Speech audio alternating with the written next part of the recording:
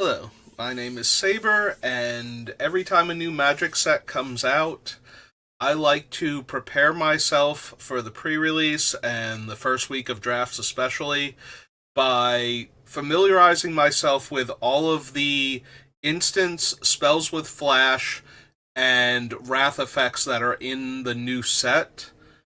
I always feel that spells that can interrupt your combat steps, that can allow opponent to live when on board they are clearly dead, will let them basically wipe your board where they know it's coming, and if you overcommit to it and allow too many of your resources to get taken away by one card, you wind up losing those games, especially in the early parts where the set is new and you don't know what your opponent can do at certain mana costs and with certain colors available.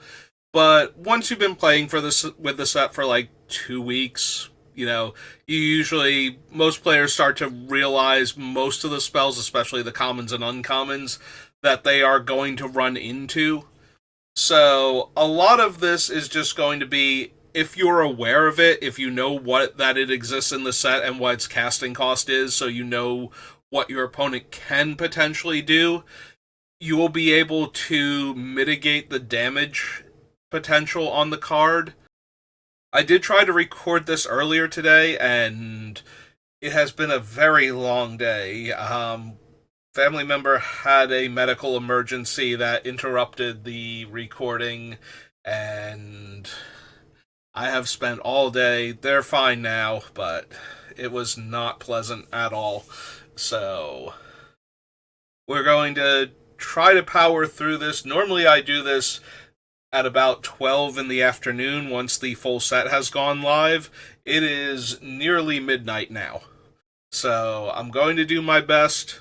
There have been ones that I've done in the past where I've accidentally missed a card or two, so I'm really hoping that doesn't happen again. One of the worst ones would have actually been Ninja Turtles, because my brain completely forgot Last Ronin existed during the original recording, and I had to edit out all the parts where I talk about playing in an environment where a proper wrath does not exist at all. So that was incredibly frustrating. So hopefully we will not do that. But yeah, a lot of this is going to come down to just be aware that this card exists and what its casting cost is and what its limitations are, and you will be much further ahead than the players who go in blind and get completely blindsided by this card because of that. Our very first card is Ajani's Response. So this is a card that we keep seeing from in multiple sets each year, now usually with a different name.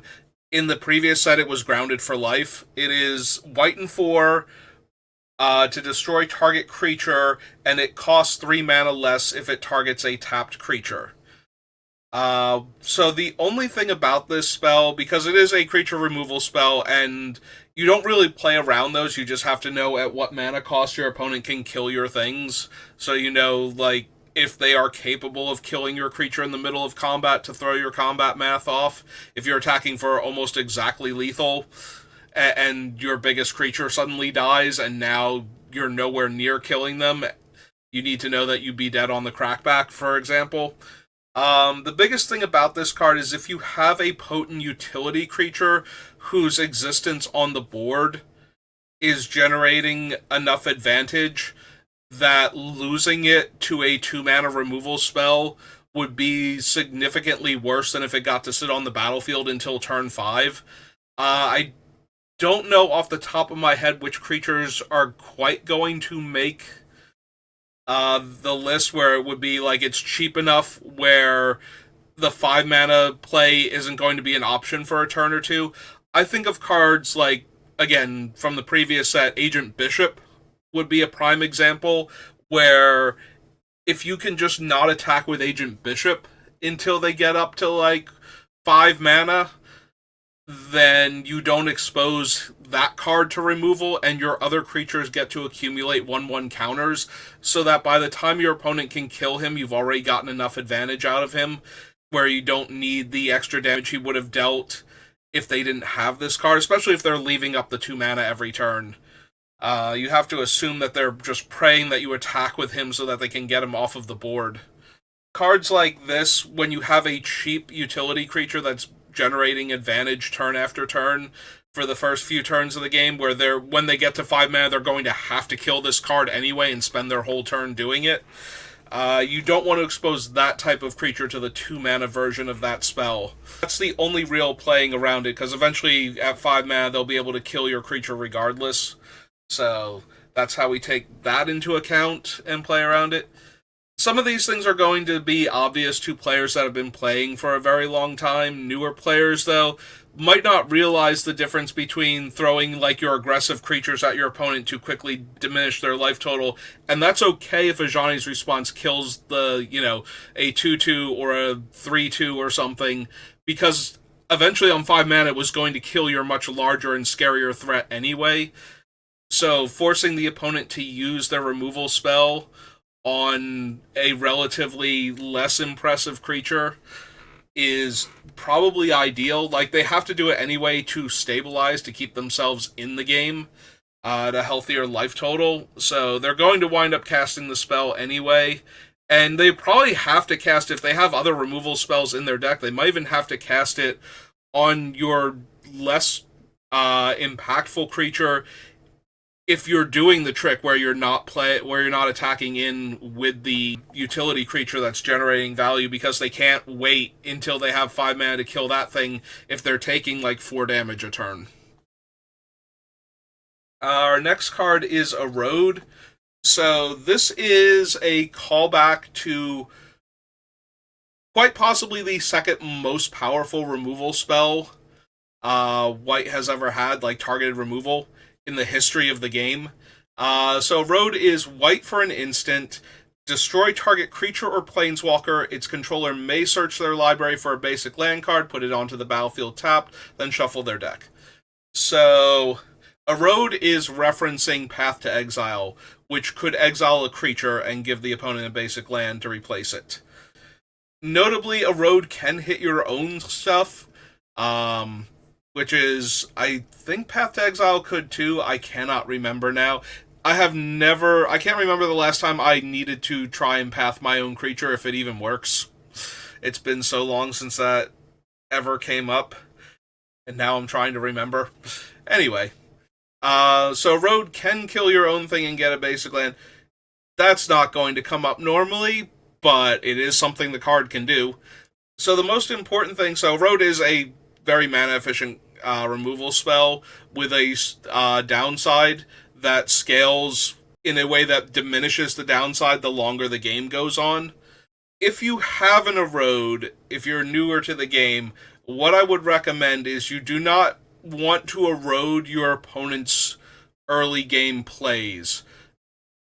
They have to be easily one of the most powerful cards in the opponent's deck to be worthy of a card like Erode in the early game, because the land that you are giving them is ramping them into their more powerful plays a turn ahead of schedule, and that's not something you can easily come back from when it's your effect that did that.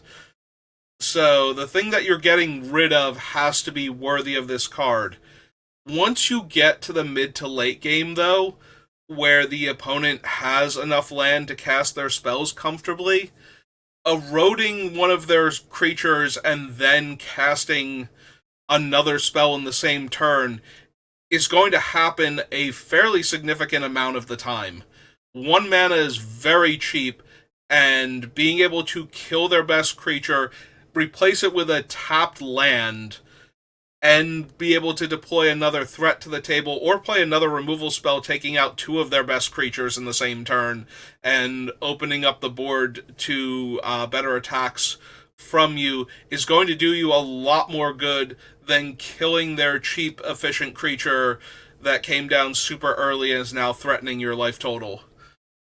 Taking like 4 to 6 points of damage from a 2-power creature that came on like turn 1 or 2 is nowhere near as bad as giving your opponent extra land, so that way they can get their 4 drop down on turn 3. And their 5 drop down on turn 4, potentially. So, if you can hold on to a road till the mid to late game, it's going to do you a lot better. Playing around it, there is no playing around it. It's a 1 mana removal spell. Ideally, your opponent will kill your early play with it to try and save them a ton of damage and let you get ahead on board. Another tiny thing to note, because this was also true with Path to Exile, this is a multicolor focus set, focusing on the enemy color pairs. So it is entirely possible for a deck to run 3 colors. Typically, it will be along a wedge color pairing, like it'll be white, black, green, for example, because black is the enemy color for both white and green, and therefore white, black, and black, green are both supported archetypes in this format. So if your opponent is missing a color, it'll be obvious if they're like white green or something that they're missing the black, because a lot of the good multicolored spells are going to be denied to them if they don't have that third color involved. But you might not realize if they are like white black that they might be splashing green for one of the more powerful effects in the set, and hitting their creature with a road might actually unlock something that they could not cast. Like I said, it's going to be hard to tell in best of one formats, especially if your opponent is missing a color, if it's just a light splash, especially if it is that like other enemy color pair.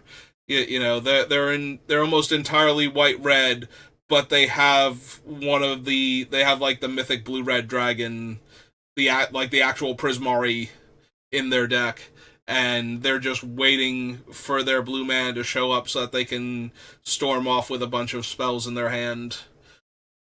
You can't really know that a lot of the time, but it is a thing to consider with a road, especially if you're playing in a best of 3 and you know they're splashing a color, to be careful about fixing them for that splash color in exchange for getting rid of their current threat.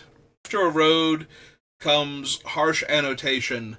So this is a very good example of the differences between removal spells with drawbacks. So Harsh Annotation is 1 and a white for an instant. Destroy target creature its controller makes a 1/1 white and black inkling creature token with flying.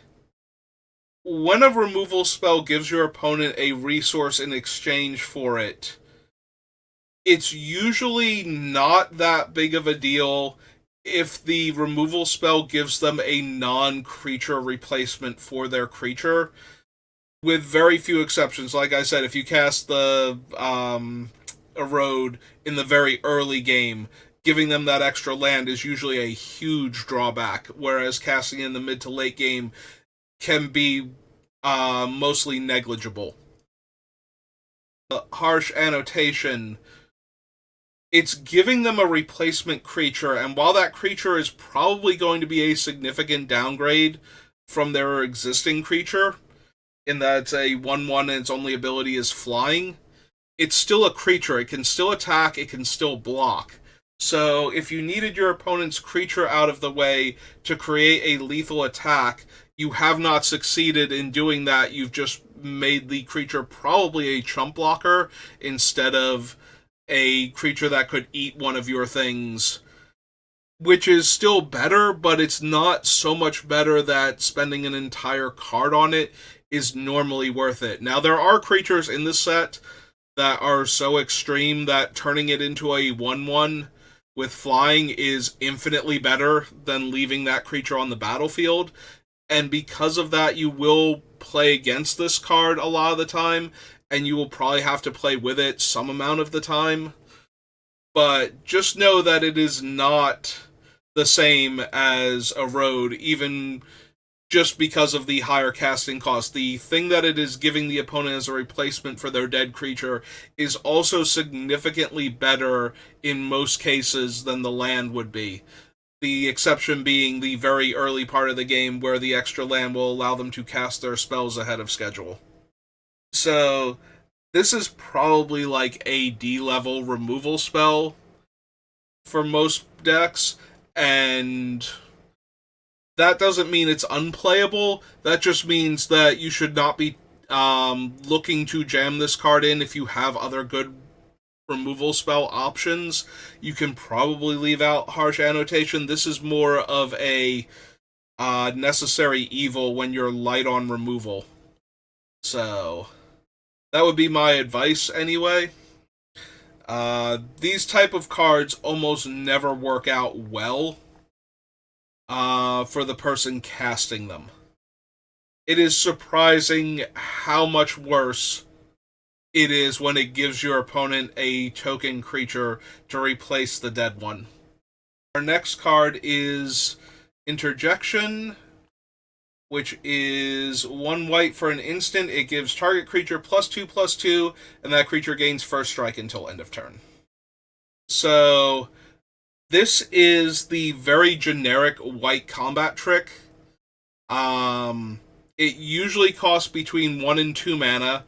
The 2 mana versions almost never see play unless they are doing something significantly powerful, but the 1 mana version usually does see more significant play than the 2 mana version will.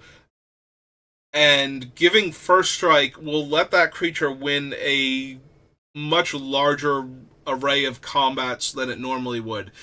It allows it to kill the smaller Death Touchers without dying. It allows it to overpower a decent range of creatures.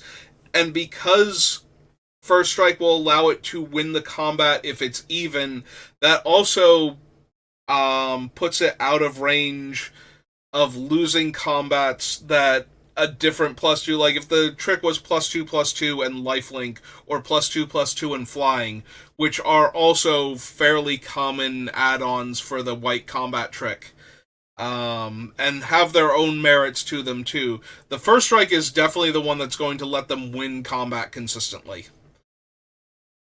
So you will play against this card slightly higher amount of the time than normal, just because it's going to win more combats than it normally would if it were like a lifelink or a flying trick.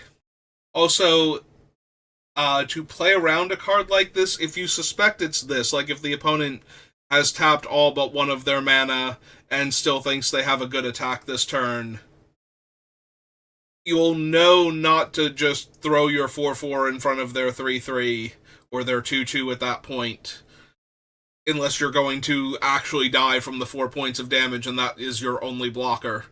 So you can try to make them use this card suboptimally. You know, if you put like your 3/3 instead of your 4/4 on their creature and they still kind of have to use it now in order to save their creature or to at least kill your guy, then you're doing great.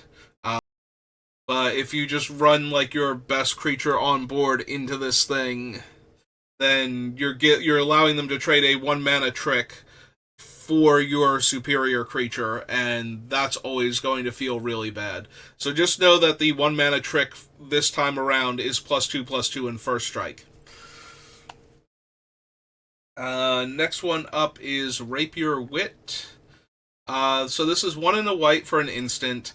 Tap target creature. If it's your turn, put a stun counter on that creature and draw a card. So notably, you draw the card regardless of whose turn it is.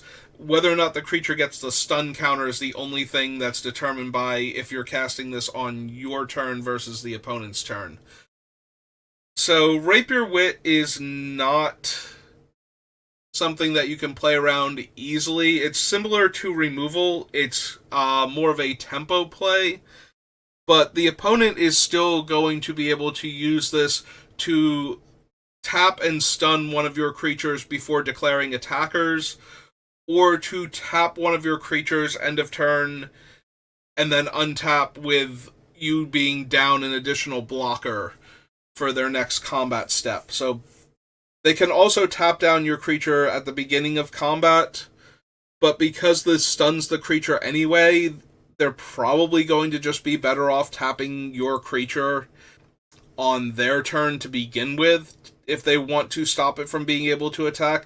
The only exception to this will be if you played a creature with haste and now they don't want to take the extra damage or risk anything else happening, so they're just going to cast Rapier Wit to tap down the creature now and draw the card so that they don't get attacked here, and the creature will still be tapped on their turn if they want to attack into you.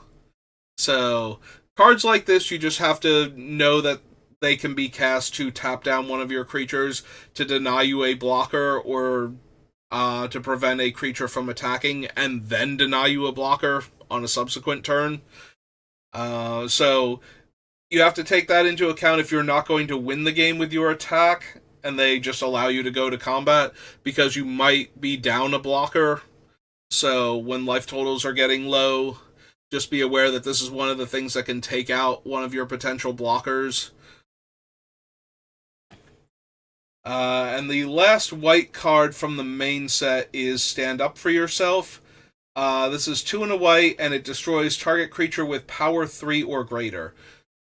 So we've been getting a lot of variations on this type of effect, where it's either cheaper, but the creature has to be bigger, or it can do other things also, like destroying an enchantment, for example. So the fact that this one is 2 and a white to destroy target creature with power 3 or greater, it's still going to see some amount of play. It's limited, so you're going to want removal spells for your opponent's powerful creatures, and this still hits most of them. There aren't that many creatures with incredibly strong abilities that stay below 3 power consistently on the board. Like, there are some that start off that low but can wind up, carrying 1/1 counters or buffing themselves until end of turn, which may pump them into range of this card, which is something to consider when you are trying to figure out if you're going to pump your creature up to that range. If they haven't been able to kill your creature so far, it could be a card like this if they're in white, and they just can't because your creature has never had enough power. Beyond that, though, it's a removal spell. It's going to kill one of your creatures, and this one just happens to cost 3 mana, so it's a lot less efficient because it's also restrictive on what it can target. It can't hit the smaller utility creatures that might be causing issues for the opponent, so that is a thing. So as we move into blue, gonna get a sip of water here. Our very first card is the very first card in blue, which is Banishing Betrayal. So for 1 in the blue, it returns target non-land permanent to its owner's hand, and you surveil 1. Because blue does not get proper removal spells a lot of the time at instant speed, like, a lot of its removal spells are going to, if they're going to be at instant speed, they're going to be enchantments with flash that deprive the creature of its abilities. But Strixhaven is a set that cares about casting instants and sorceries specifically in a lot of cases. So they want their spells to actually be instants and sorceries. Having an enchantment aura with flash is not the same thing in this set the way it would be in other sets where it's usually just caring about casting a spell or a non-creature spell, for example. This one, they want the cards to care, if they do care about card types, to care about instants and sorceries specifically. So the blue spells are going to be more tempo-oriented and stun counters, and less lock down a creature and take away its abilities, and this is just an aura on the battlefield now. So the blue decks are going to rely on cards like this to remove an attacker mid-combat or a blocker right before they go to attacks, to make sure that they are getting through for the extra damage or not taking lethal damage from you. So the fact that it's a 2 mana spell that's going to screw up your combat math in blue is kind of important to know, because blue has not been getting a ton of these lately. They've been getting more along the lines of like 4 mana spells that put the creature on the top or bottom of the owner's library, which we will get to. There is one of those in here also as one of the blue removal spells, but they have not been getting a lot of cheap spells that take the creature completely off of the table. Like, a lot of their cheaper spells have been power and toughness altering and ability removing, or they've been like a little more expensive and they've been tapping down the creature. So blue having a very cheap spell relative to what it's been getting lately that actually takes the creature completely off the table is something that we haven't seen in a little while. I feel like I might be misremembering, but I don't think blue has had a proper bounce spell at the 2 mana spot for a while now. I think it's been mostly like 3 drops or 4 drops that put the thing back into the opponent's deck somewhere. So, again, just be aware of it that blue can actually take a creature off of the board temporarily for 2 mana, which is not something I think they've been able to do for a little while now. Next up is Brush Off. So Brush Off is 2 blue and 2 to counter target spell, but if it targets an instant or sorcery, it can be cast for blue and 1 instead. So it functions like the card Negate, in that it can just straight up counter the more important non-creature spells. Like I said, there aren't a ton of auras and whatnot in this set. A lot of the spells are going to be instants and sorceries. There are still some enchantments, and there are still planeswalkers, so it being straight up Negate at 2 mana is not entirely accurate, but a lot of the spells that you need to be able to stop the non-creature spells are going to be instants and sorceries. So the fact that this thing can be cast for blue and 1 to counter them is going to make it slightly more appealing to players than a 4 mana cancel would normally be. It's still a 4 mana cancel when it's not countering an instant or sorcery, but there are a lot more of those running around in this set for you to be aware of. So Brush Off might see more play than it normally would. I didn't really talk about this beforehand. There's a bunch of creatures in this set that have the prepared mechanic, which allows them to cast a spell that is printed on them if they are prepared. There are some that are creatures without flash that have a spell that is an instant, and I'm not really going to be covering those because those are on-board tricks that the opponent has access to. But they are still spells that the opponent can cast, and they are still instants and sorceries. Which means that while you are only countering the additional spell off of an existing creature on the battlefield, when you're casting something like Brush Off, those spells are still potentially very powerful in and of themselves, and not letting your opponent get the extra advantage out of that card is sometimes going to be something that you're just going to have to deal with. Like, your opponent's going to effectively get a 2-for-1 either way, by having their creature and the spell that it prepared both happen. So sometimes letting the 2-for-1 happen on your own terms, where you're negating one of the effects, in this case the spell that the prepared creature is casting, will just be something that you're going to have to do to not fall too far behind. So be aware that not only can you do that with cards like Brush Off, there are also a very large number of counter spells on the bonus sheet, which we will get to, and being able to counter the prepared spell is something that you're going to have to do in some games to not lose. And it's never going to feel great because, like I said, they're getting the creature and the spell if the creature has already resolved, and now you've drawn the counter spell. But sometimes the spell is so strong that you can't afford to let them get the other half of their 2-for-1 that way, and it's better to trade your counter spell for that.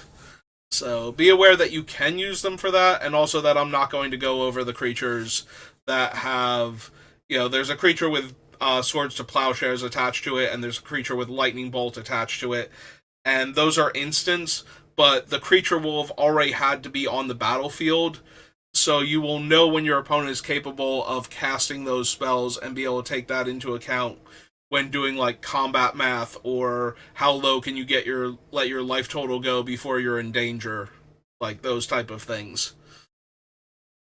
Our next spell that we're going to go over is Chase Inspiration. This one has shown up with different names before also. It's been a little while since we've gotten one of these. Um, there are variations that show up from time to time in blue. Usually they'll give the creature like a tiny power and toughness boost. This one gives it a larger toughness boost instead. So it gives the creature +0/+3, and that creature gains hexproof until end of turn. So Chase Inspiration is really good at stopping your targeted spells from hitting their creatures. The fact that it also gives the creature 3 extra toughness means that it will be a much better blocker on top of that for the turn. So that is something to consider, that not only will their creature possibly not die, but it will also be better suited to blocking your creatures for this turn, which can be a major problem if you are planning on killing their creature and attacking with a bunch of 2/2s that will now be running into like a 2/5. On the bright side, if you can get them to cast it before combat, at least you don't have to attack your creatures into it anymore. So there will be that. Next up is Divergent Equation. This is one of those spells where you just have to know that it exists in the format. So this is blue and double X, and it returns up to X target instants and or sorcery cards from your graveyard to your hand, and then you exile Divergent Equation. So blue is going to have a host of card drawing spells as well between the main set and the bonus sheet. And the thing about card draw spells at instant speed is that normally, in order to play around a counter spell, what you're supposed to do is either play a weaker spell while you have that option to force the opponent to use their mana efficiently to counter the spell, or force them to waste the mana, either by not casting it on your weaker spells and allowing you to develop out to the board anyway, or by not developing out to the board when you're already ahead and making them waste the mana. Like, we've already seen a counterspell that costs 4 mana to counter anything that's going to add to the board that isn't like an instant or sorcery that makes a token creature. And there are a host of other counterspells, like I said, on the bonus sheet. And the more you make your opponent waste their mana by not letting them cast their counterspells against the more relevant spells in your deck, the more likely they are to have to tap their mana on their own turn to cast a spell to stabilize their board and allow you to get your better things onto the table, or counter something less relevant, freeing you up to then try and force your bigger spells onto the table because now one of their counter spells is gone.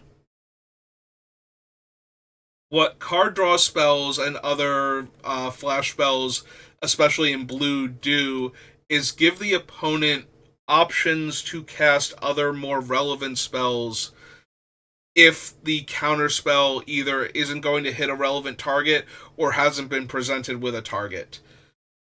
Now, card draw spells are less than ideal because they're not adding to the board or subtracting from the opponent's board, so they are not helping necessarily to stabilize against what the opponent's doing, but it is allowing them to do other things. So if you don't give them a good counterspell target and they get to spend 3 mana to rebuy a removal spell so that next turn they can hold up their counter spell, and if you don't do anything they get to use the removal spell on your creature, then at least they are doing something to not fall too far behind. So you just have to be aware that sometimes the thing that's giving them priority is going to be something along the lines of like a card draw spell or something instead. So we'll see a handful of other card draw spells in just a little bit. Next up is Essence Scatter. So, whereas the other thing is kind of negate, but not really, this one actually just straight up is the card that it has been for a long time, which is 1 in a blue counter target creature spell. So there are a ton of creatures with spells attached to them that can either enter prepared or become prepared when certain conditions are met, and then have access to an additional spell. And as I said before, one of the biggest threats about them is that they are essentially a built-in 2-for-1 if the spell itself can get them a card's worth of value. I guess I didn't specify the other spell has to be worth a card, roughly, in the effect that it's producing, but there are a lot of them that have at least one card's worth of value attached to their spell, and some of them can become re-prepared by effects, either their own or one of 2 cards in the set can also re-prepare, give a creature the prepared status. So being able to stop a creature with a powerful spell attached to it from ever hitting the battlefield, let alone becoming prepared and actually casting that spell, is going to be something that a lot of players are going to want to do, and Essence Scatter is going to be one of those cards that helps them. So do expect to play against Essence Scatter, and I would not be surprised if, despite the fact that this is a set that focuses very heavily on instants and sorceries, I think Essence Scatter is going to be very potent because of how many creatures have the prepared mechanic on them, and how many of them are incredibly powerful. So having access to a card like Essence Scatter allows you to negate all of the advantage that those creatures bring to the table. So I do think that Essence Scatter is going to be a bigger role player than it looks like it should be. I'm prepared to be wrong. I am not the best Magic player. I'm very middle of the road in the grand scheme of things. Like, I win on average probably about 55, maybe 60% of my games. Which sounds really good, and it is really good, but it's still not like Pro Tour caliber player. You need to be winning somewhere in like the low 70s at least to be playing on that level. And it has been a while since I've been quite that good. I have been getting progressively worse over the years as I play less and less Magic in paper and let Arena do too much of my thinking for me.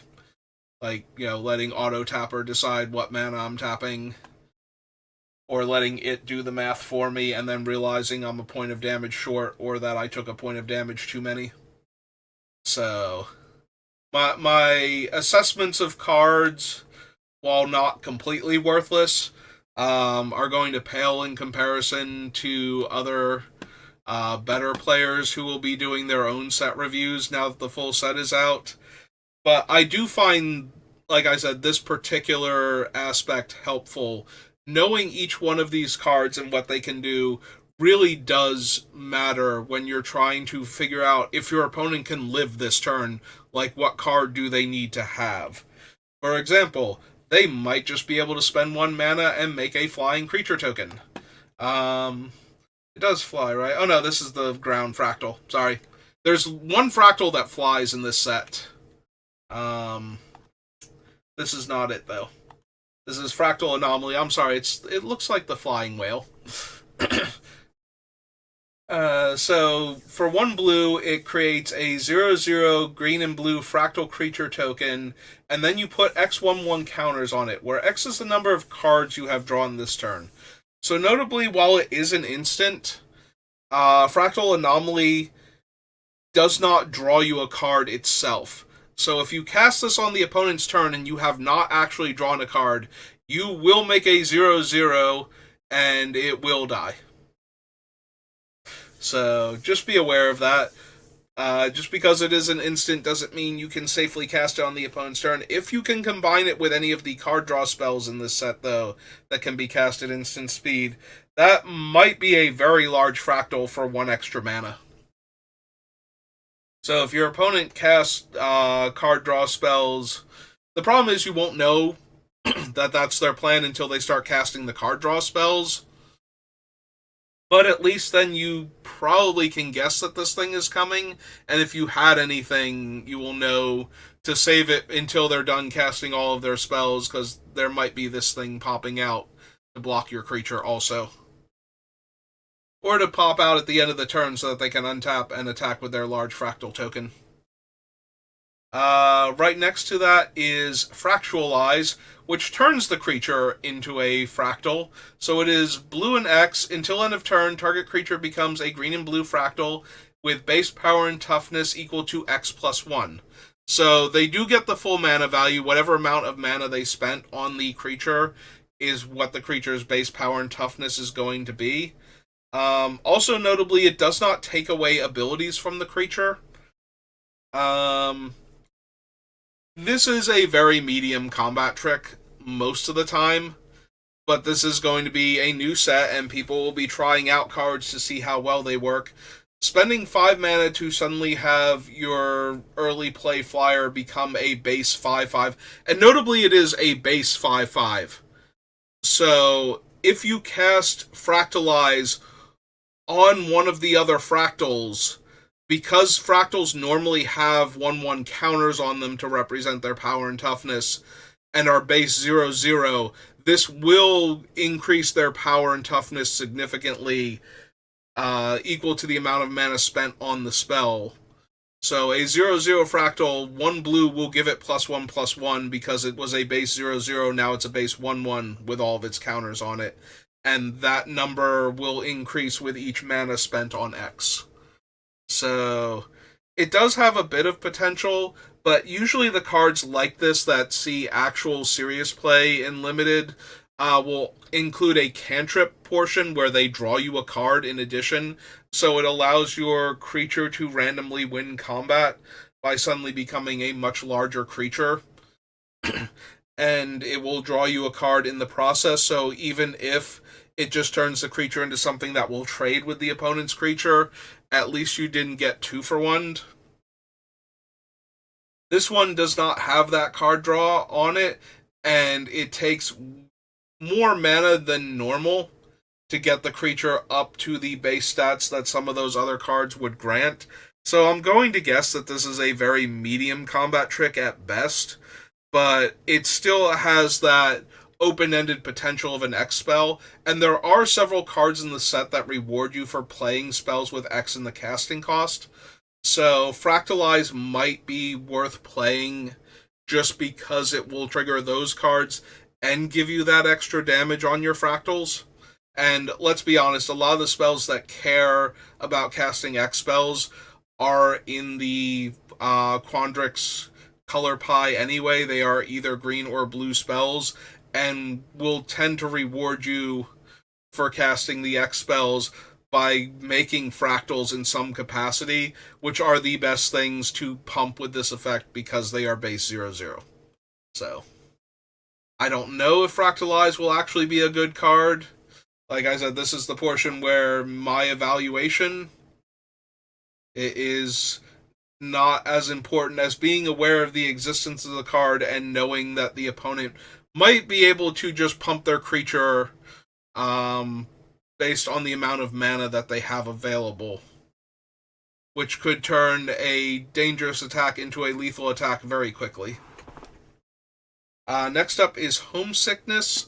This is very reminiscent of the card Snow Day from the original visit to Strixhaven. The biggest difference is that now we have the stun counter technology. So target player draws 2 cards and tap up to 2 target creatures, put a stun counter on each of them for 4 blue. So 6 mana is a pretty steep investment, but it is taking out your opponent's 2 best creatures in most cases, and allowing you to draw 2 cards also, which is the kind of tempo plus card advantage plan that you really need in order to get back into a game where you were starting to fall behind. If you have a medium board presence when you cast this, your small creatures are probably holding off their small creatures now, and their 2 largest creatures are now on lockdown for a couple of turns. So a card like Homesickness can get a player back into a game that was relatively close or where they were a little behind. It's usually not going to be good enough if you are far behind, but it depends on why you're far behind. If the opponent is relying on one or two powerful creatures to really put you on the back foot, then Homesickness can still catch you back up. But if your board is mostly empty and they're going super wide, tapping down two of their 2/2s probably isn't going to be good enough, because you're still going to take a ton of damage, and you're probably going to die before you get to take advantage of those cards that you're drawing off of it. So Homesickness is one of those cards, though, that you're doing well, and then the opponent gets to 6 mana and breathes a sigh of relief because now they get to Homesickness down your 2 best creatures and try to hold you off with their other guys until they can find something better to do. Next up is Mana Sculpt. So this one's a bit of a weird one. So it is 2 blue and 1 for a counter spell. If the opponent doesn't control a wizard when they cast this, it's just cancel. And as noted, countering certain creature spells in this set also cuts the opponent off from their prepared spells, and the prepared spells can be pretty potent on some of these creatures, so stopping both halves of that effect, the creature and the prepared spell, goes a long way to begin with. But if the caster controls a wizard, this turns into Mana Drain, which is one of the most powerful counter spells ever printed. It allows the person that countered the spell to add an amount of colorless mana equal to the countered spell's mana value to their mana pool at the beginning of their next main phase. So Mana Sculpt not only counters the spell, but also gives the opponent mana to work with. So if they counter your 3-drop, if they're on the play and they play their 3rd land and they have like a 2-drop wizard out, and you cast your turn 3 play and they counter it, they have 6 mana to work with on their next turn. And that is potentially an advantage that will be nearly impossible to overcome if they can take full advantage of it. If they get to deploy a 6 mana threat to the board the turn after this, it's going to be incredibly difficult to come back, especially if that 6 mana threat has any additional effect for it entering, or if it's a slightly cheaper threat and then has like a prepared spell attached to it that they now also get to cast. Anything along those lines is going to be problematic for you. So Mana Sculpt has a ton of potential in the early game. In the late game, it's probably going to be cancel a significant amount of the time, even if they do have a wizard. Like, they just aren't going to be able to spend all of their mana on something. But some decks are going to have a bunch of X spells thanks to the Quandrix desire to have variable spells, especially with its inherent ability to increase, like, their thing is increasing power and toughness of their creatures with counters.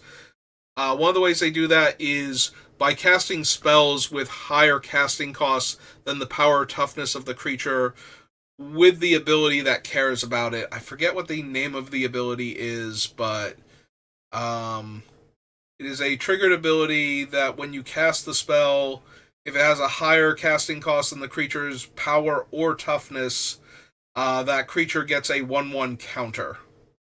And none of them seem to have it here. There are a couple of them in blue. A lot of them are in green.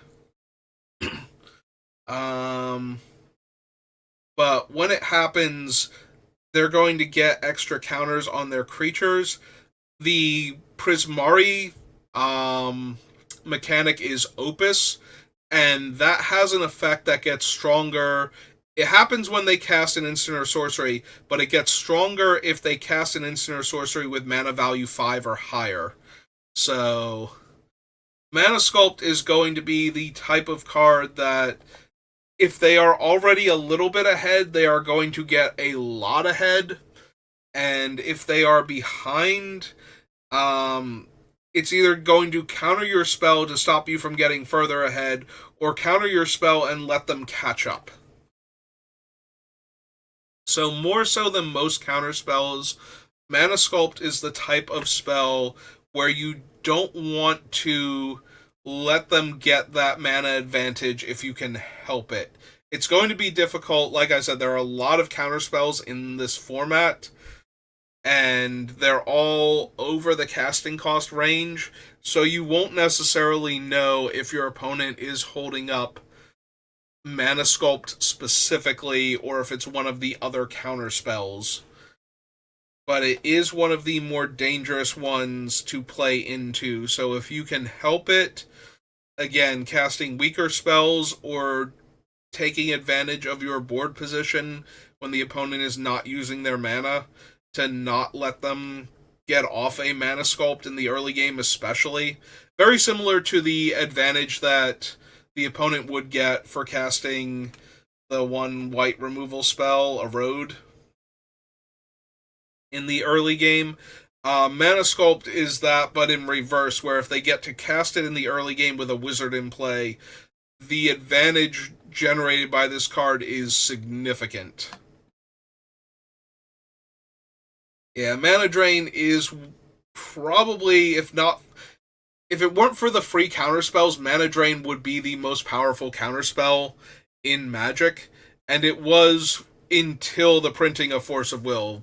Just hands down one of the more powerful plays in an era where mana burn was a thing, where being force fed a bunch of mana, if you could not use it, was actually a bad thing. It would deal damage to you when your mana pool emptied as phases ended. And it was still obscenely powerful.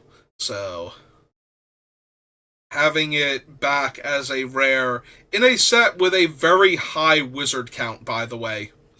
As you may have noticed just by looking at the three spells immediately to its left, blue has a lot of wizards in this set, including creatures that are other job classes but are still wizards.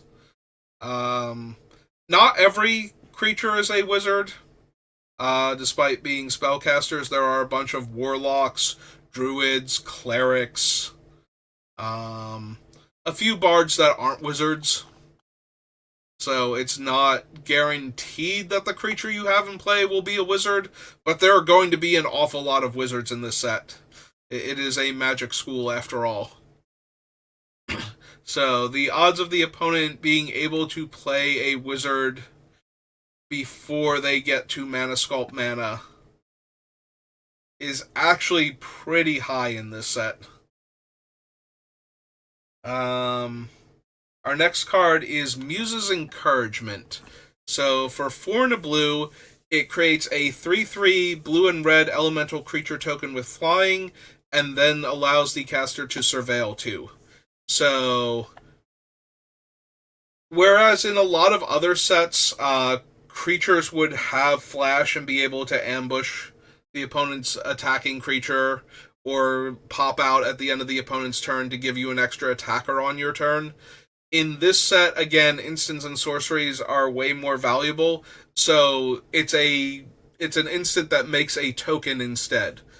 So for 5 mana, it's a 3/3, which can very easily eat smaller creatures or trade with a lot of the flyers in the set. And then on top of that, it gives Surveil 2. So, also it is a 5-drop instant, which again, the Prismari faction, the blue-red faction in this set, has a lot of cards that care if the spell has a casting cost of 5 or more in order to maximize the effect that they have, whatever that effect happens to be. It varies from creature to creature, and so the power level is kind of all over the place. But casting a 5-drop spell is already going to trigger a bunch of their things, potentially, but having it also be a sudden 3/3 to either block your creature or to be able to cast at the end of your turn and then attack with it after surveilling to make sure that their draw step is going to be better, is the type of thing where you don't want to lose like your awesome 2/3 or 2/2 creature to this on top of everything else just because it looked like their board was open. So this is one of those ones where just being aware of it as a possibility will help you. Next up is Quick Study. So this is 2 in a blue for an instant that draws 2 cards. Again, everything I was saying before about card draw spells and the ability to cast something with your mana if your opponent does not give you a good counterspell target, so that way you can hold up your counterspells and still do something. Quick Study is going to be one of those cards where in the early game the opponent leaves up mana in order to counter a potentially early devastating spell, but then you don't give them that valid target and they have to do something else. So if they have cards like Quick Study, that's where those cards are going to play in. And while it's not adding to the board, if it's done in the early game, they still have time to take advantage of the cards that they're drawing. A card like Quick Study gets a little bit worse if you're leaving up the mana for counterspells and your opponent is ahead on board and they just start doing stuff. Like, at that point, Quick Study is probably better off as a divination to try and find something relevant to do. So just remember, you don't have to sit on your Quick Study. If you're behind on board and your counterspells are not particularly strong, sometimes finding more action is more important. And in the mid to late game, you probably can still hold up some of the counterspells in this set. There are certainly several of them that are worth doing. Disdainful Stroke we'll get to is on the bonus sheet, for example, and that can counter powerful, expensive spells for only 2 mana, so finding 5 total mana to Quick Study plus still hold that up is not unreasonable. Next up is Run Behind. So this is the one that I alluded to before. So this is 3 in a blue for an instant. Target creature's owner puts it either on the top or bottom of their library. If it targets an attacking creature, it costs 1 less to cast. So again, we see this effect basically every set now. There is a variant on this card, and the only questions are, what does it actually cost? Does it have any restrictions on what it can target, which it normally doesn't, and it's normally about 4 mana, and what is the rider on it? Because usually you get something else out of it for 4 mana. In this case, you get a reduction in casting cost if the creature happens to be attacking at the time. It plays very similarly to an actual removal spell because it does take the creature off of the table. And unlike a card like, what was the name of it? Banishing Betrayal, which puts the card back into the opponent's hand. So Betrayal always puts you down a card because the opponent still has the card to work with, and the only advantage of it is the tempo, where they have to redeploy the card and spend their mana on that instead of other things. Run Behind always gives you a card's worth of value, because either the opponent has to redraw that card, using up one of their draw steps to do it, or that card is put on the bottom, and so they are now down that card. And if they ever shuffle and redraw it, then it has wasted their draw step anyway. So you always get a card's worth of value out of these type of effects. The only question is, do you actually need it in order to interact with the opponent's cards? And sometimes the answer is going to be yes. Also worth noting that since it does not have a base casting cost of 5, the cost reduction effect is not going to mess you up, but that is actually a thing. There are not a whole lot of cost reduction effects in this set. In fact, I think there are almost none, because they don't want the feel bad of you cast your 5-drop, but it costs less mana, so now it counts as a 4-drop. Do the things care about mana value? If they care about mana value, then it's fine. if they care about how much mana was spent to cast it, because those two things are normally interchangeable, but when it comes to cost reductions, they are very much not. Unless 5 or more mana was spent to cast the spell. So yeah, they care about the amount of mana that was spent to cast the spell, not the mana value of the spell. The mana value of the spell never changes. It is always the printed value up here. The only exception to that is an X spell on the stack has whatever value is chosen for X, whereas an X spell in every other zone is treated as X equals 0 regardless. So, because they care about the amount of mana spent and not the mana value of the spell, the amount of mana spent can change with cost reduction effects and would prevent them from triggering their full effect. So there are very few cost reduction effects in the set to begin with, and notably one of the ones that we have here is not on a spell that costs 5 mana by default. Our next card up is Skycoach Conductor. So, while I did not put the creatures with instants as their prepared spell on this list, this one has flash in addition to that. So, it itself can be flashed in, and then as long as it's prepared, its instant speed spell can also be cast. So, for 2 blue and 2, you can get both effects in the same turn. So, for 2 and a blue, you're getting a 2/3 with Flash, Flying, and Vigilance, and it does enter prepared. And its prepared spell is All Aboard, which is an instant for 1 blue, that allows you to exile target non-pilot creature. This creature is a pilot, so it cannot exile itself, or any other creatures that are also pilots, so other copies of Skycoach Conductor, for example. So it exiles target non-pilot creature you control, then returns that card to the battlefield under its owner's control. So, newer players might not know this. If a creature leaves the battlefield, even if it comes right back immediately, it is treated as a new object by the game rules, and does not have any connection to the previous object that existed on the battlefield. So, some things that will happen include any auras attached to the creature will fall off because their target has left the battlefield, and an aura that's no longer enchanting a permanent is placed in the graveyard by state-based actions. Any equipment that's on it will stay in play but will fall off, and when the creature comes back, it will not be re-equipped innately. The equipment will have to be put on them either by the equipment's equip cost or some other effect that allows you to attach equipment to a creature. And any spells that are targeting that creature will no longer be targeting it because the original target has left the battlefield, and this new object that looks exactly like the previous target has now shown up. So a kill spell on that creature now fails because there is a new creature and it's not the target of the original spell. And spells with multiple targets will no longer affect that one target.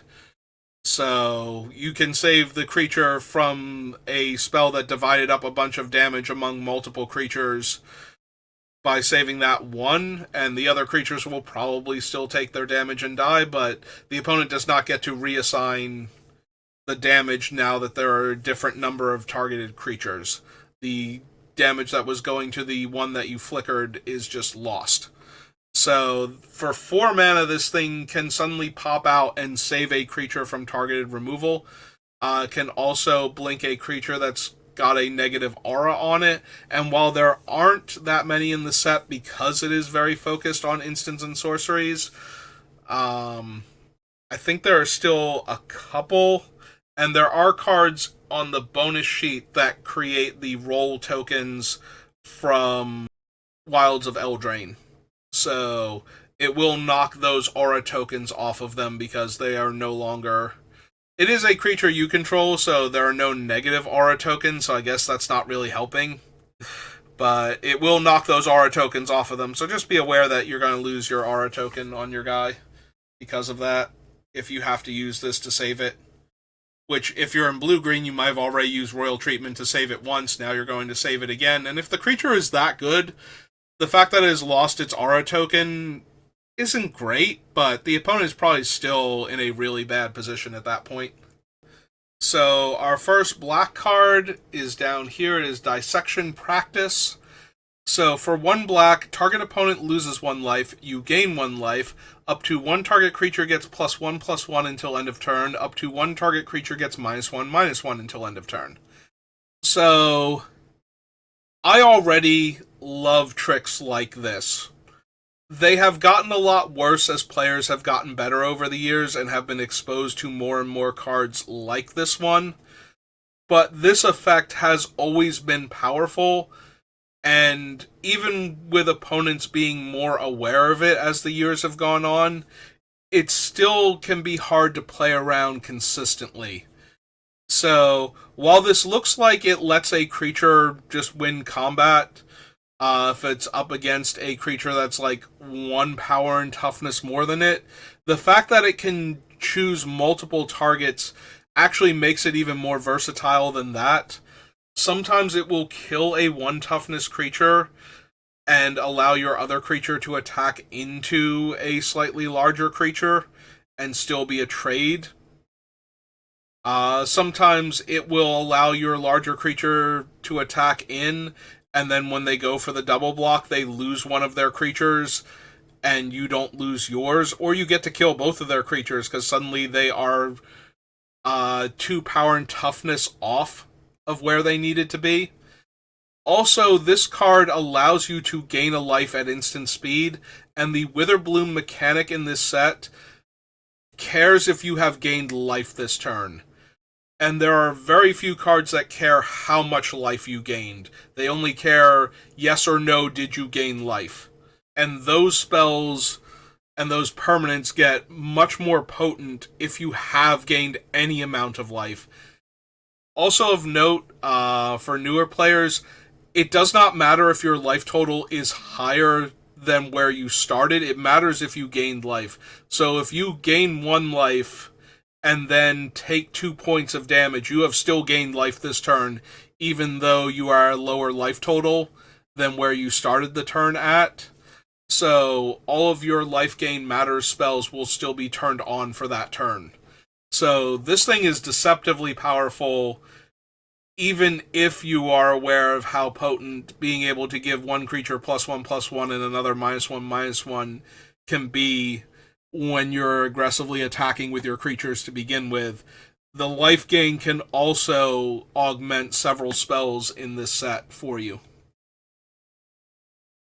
Next up is Foolish Fate. So, for 2 and a black, it destroys target creature, and if you gain life this turn, that creature's controller loses 3 life. So, again, this is what I was talking about. This is the infusion mechanic. It only cares that you gain life. The amount of life gained is completely irrelevant. It just cares that you gain life. That being said, 3 mana destroy target creature is already an incredibly good rate in limited. Just straight up kill a creature at instant speed for 3 mana. 3 mana is usually what you have to pay for that type of effect, and a lot of times you have to pay more, and or that spell is also a sorcery anymore. Like, it is a lot harder to find a 3 mana kill a creature in limited. It used to be you'd get like 2 mana kill most creatures at instant speed in limited every single set, and that hasn't been true for well over a decade, though. 3 mana is a prime removal spell price in most limited formats nowadays.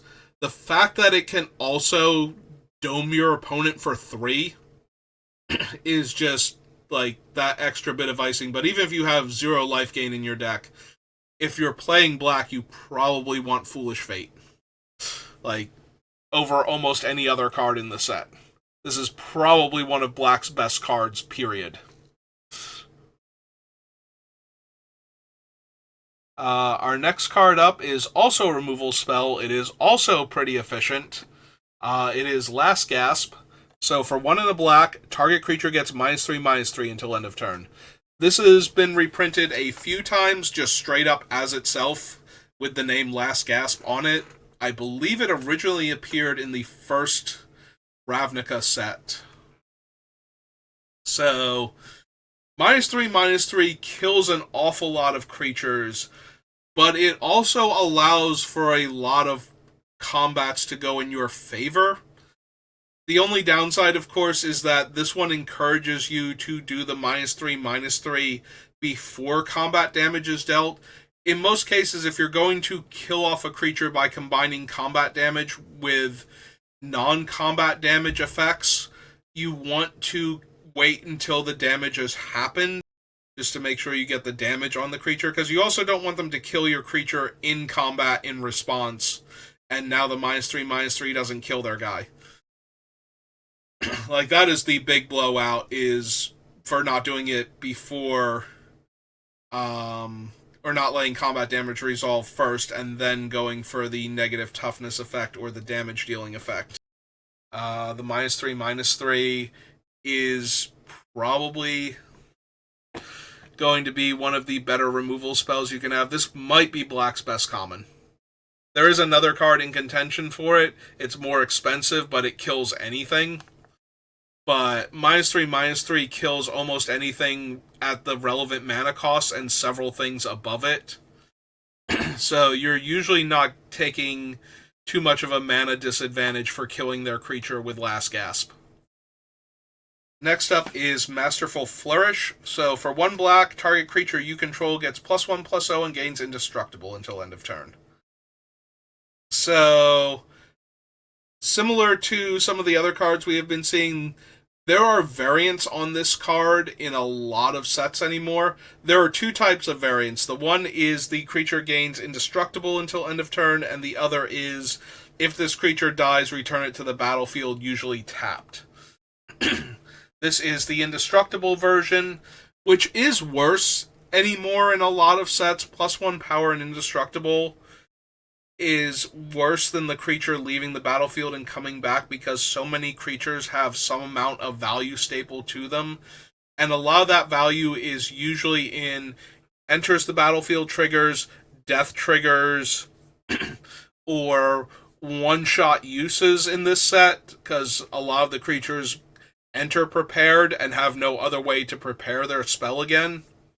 So being able to have the creature die and come back prepared again would probably have been a bit too much, so they decided to go with the indestructible trick instead. It's super medium. It does protect your creature from effects that would destroy it, but there are a handful of removal spells that will get around that in this set. Last Gasp can do it if the creature has 3 or less toughness.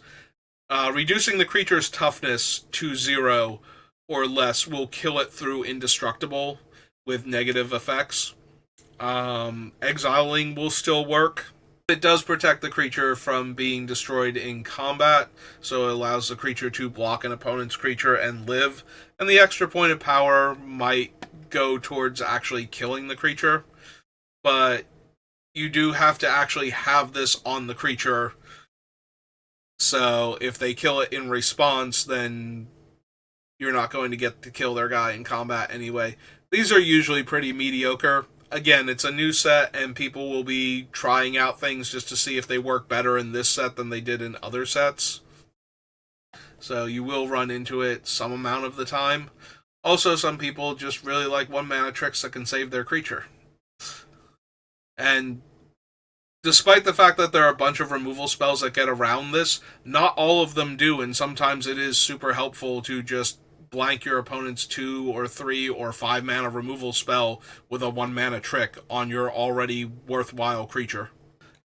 So this one's a bit of an odd one, but because of its ability to reshape the board, I felt it deserved to be included.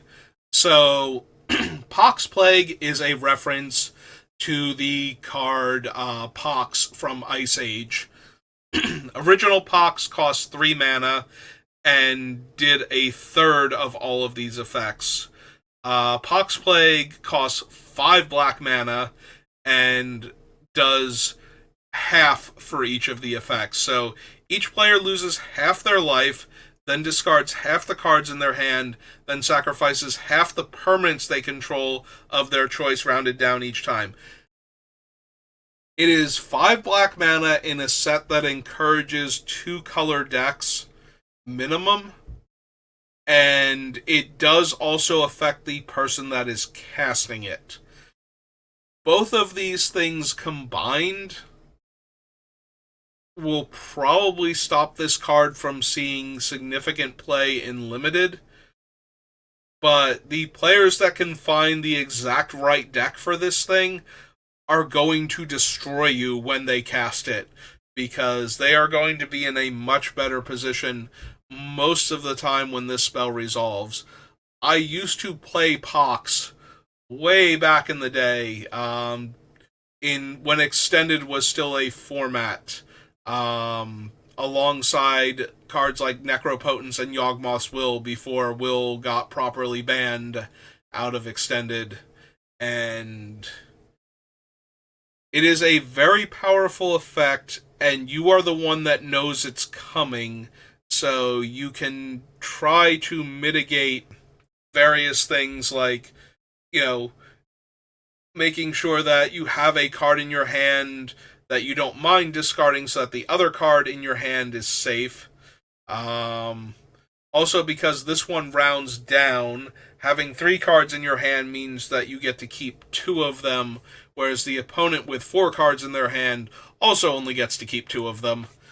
Similarly, if you are relying on a large singular threat while the opponent is trying to go wide, they will have to choose between their creatures and their mana base in order to be able to cast any more spells, or some combination of the two where they lose some number of their creatures and some number of their lands. You do have to be very careful because you are going to lose half your life also. So it will really depend on what the opponent can keep on the board in order to not die this turn. And if your life total is high enough that you don't die on the crackback if they live. Pox Plague, like I said, it's not going to be good. Like, 9 times out of 10, you should not take this card with the intent to play it. If you're on Arena, you should be drafting it, like, very late in the draft in order to potentially accrue the 20 gems that having 5 or more copies of a card with the duplicate protection that Arena has gives you 20 gems when you get your 5th plus copy of the card. You're probably not going to want to take it highly. Somebody is going to draft a really cool Pox Plague deck at some point in time, though, and it's going to work. But they need to know exactly what they're doing, and they have to be careful not to screw up the math on this one and leave themselves dead. But I do think Pox Plague is very powerful. I just don't think you're going to see it very often. But it is a card that dramatically reshapes the board, so it's close enough to a Wrath effect that I thought we should discuss it briefly. Next up is Rabbit Attack. So for 1 and a black, it is an instant. Until end of turn, any number of target creatures you control each get +1/+0 and gain when this creature dies, draw a card. Importantly, so the Silver Quill mechanic rewards a player for targeting something with their spells. Now, this is still only 1 spell, so despite the fact that it's going to be targeting multiple creatures, this isn't like Heroic where each creature getting targeted triggers an ability. So the fact that it can hit any number of targets is slightly less impressive in this set, but it will trigger all of the Silver Quill keyword abilities. I believe it's Repartee is the name of it. And like some of the other ones, each one of the effects will trigger as long as you targeted a creature in play on either side of the table. What they do will vary wildly from card to card, though. So Rabbit Attack is already getting the targeting effect down to trigger all of their effects. But what it is also doing is pumping any number of creatures on your team and making sure that if they die, you get to draw a card. This thing is only 2 mana. A lot of the time, a mass pump effect spell will cost 3+ mana. Even the ones that aren't giving like a huge power and toughness boost anymore, just because a lot of go wide strategies will benefit from this anyway. The fact that it doesn't give your creatures toughness is mitigated by the fact that if they trade off, you are still drawing a card for each one of them that died. But you can also potentially get them to trade up. So for newer players, the way you play around a mass pump effect spell, if you think that's what you're playing against, is to block in such a way that the mass pump effect does not let them kill creatures they weren't going to already kill if you can help it without dying. So sometimes there will be times where you just have to block everything and trade off your creatures anyway, because 2 or 3 extra points of damage getting through is going to kill you. So you can't afford to let them get through with like 2 unblocked creatures, so everything has to get involved. But if you can stop yourself from putting like your 4/4 on their 3/3, if this is the card that you're worried about, so that way they don't get to buff their 3/3, kill your 4/4 in a trade and draw a card, and also be doing that with like all of their other little creatures against your little creatures anyway. So that is the way you typically play around mass pump effects. This one is so cheap though that it's going to be a little bit harder to see it coming. And the fact that it gives the opponent potentially a bunch of cards when you are forced to trade off things is also going to be very bad for you. Because it's so cheap, they might be able to deploy like another creature that they drew immediately, even if they're only on like 4 mana at the time. Like they might draw another 2-drop and get to cast it and have traded off like 2 of their creatures for 2 of your creatures and drawn 2 cards. So yeah, Rabid Attack is actually a little deceptively strong, like way more so than it looks like it should be. I don't know if it's going to be good, but I'm definitely going to be one of the people that will be trying it out if given the opportunity in the first few weeks. Alright, so our last instant in black is Wander Off. This is the one that I was talking about before. It is 3 in a black, it's an instant, exile target creature. So it gets around some of the other ways in the set to protect creatures. Not all of them. Giving it hexproof, for example, will in fact still save it. But there are going to be a lot of creatures that are just going to straight up die to this, and it doesn't matter what their base stats are. It just takes them out, and takes them out of the game for the handful of regrowth effects that will be running around in the set. Extra ups for that one, because there is a Gravedigger like effect. There is a creature that comes prepared with a Raise Dead effect. There is a 3 mana spell that buys back 2 dead creatures, and there's a Zombify on the bonus sheet, and there's a Regrowth in green. And there might be some other stuff that I'm forgetting off the top of my head. So there are a bunch of ways to get a powerful creature back in certain colors. So being able to exile that creature is actually going to be somewhat relevant in this set. And 4 mana is not unreasonable to kill a creature unlimited these days. I think the 3 and 2 mana options are better overall in the deck, but I'm not going to be sad if I have like a Last Gasp and like 3 Wander-Offs, if I can pull that one off. Similar to having like 2 or 3 banana and anchovy pizzas in the last set. I'm not unhappy at my 4 mana kill any creature removal spell in this format. And we do actually get to talk about Black's last card, even though it's a sorcery, because this is Withering Curse. So it is 2 black and 1 for a sorcery, and it gives all creatures -2/-2. So an Infest would already get on my list, because killing a large number of little creatures is the type of Wrath effect that can catch certain players off guard, because they will build out their board, and the opponent will continue to build out their board And so you will not be thinking about a wrath effect when you deploy like 2 more little creatures to keep trying to go wide around them, and they suddenly kill all of your little guys and get to keep their 1 or 2 big guys in play. So that's what it does if you haven't gained life. If you have gained life this turn, instead destroy all creatures. So it upgrades itself from an infest to a damnation for 2 black and 1, which is a pretty significant upgrade if the person that's casting it is doing this on purpose, trying to kill everything rather than just kill these smaller creatures and shrink everything else down for a turn.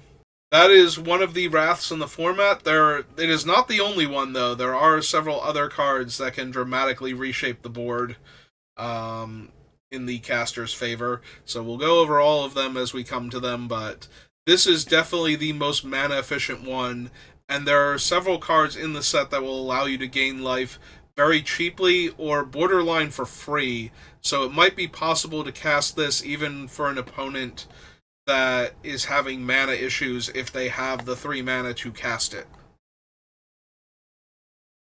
Alright, so our first red card is Artistic Process, which is here. So 3 red for a sorcery, and you choose one. It can deal 6 damage to target creature.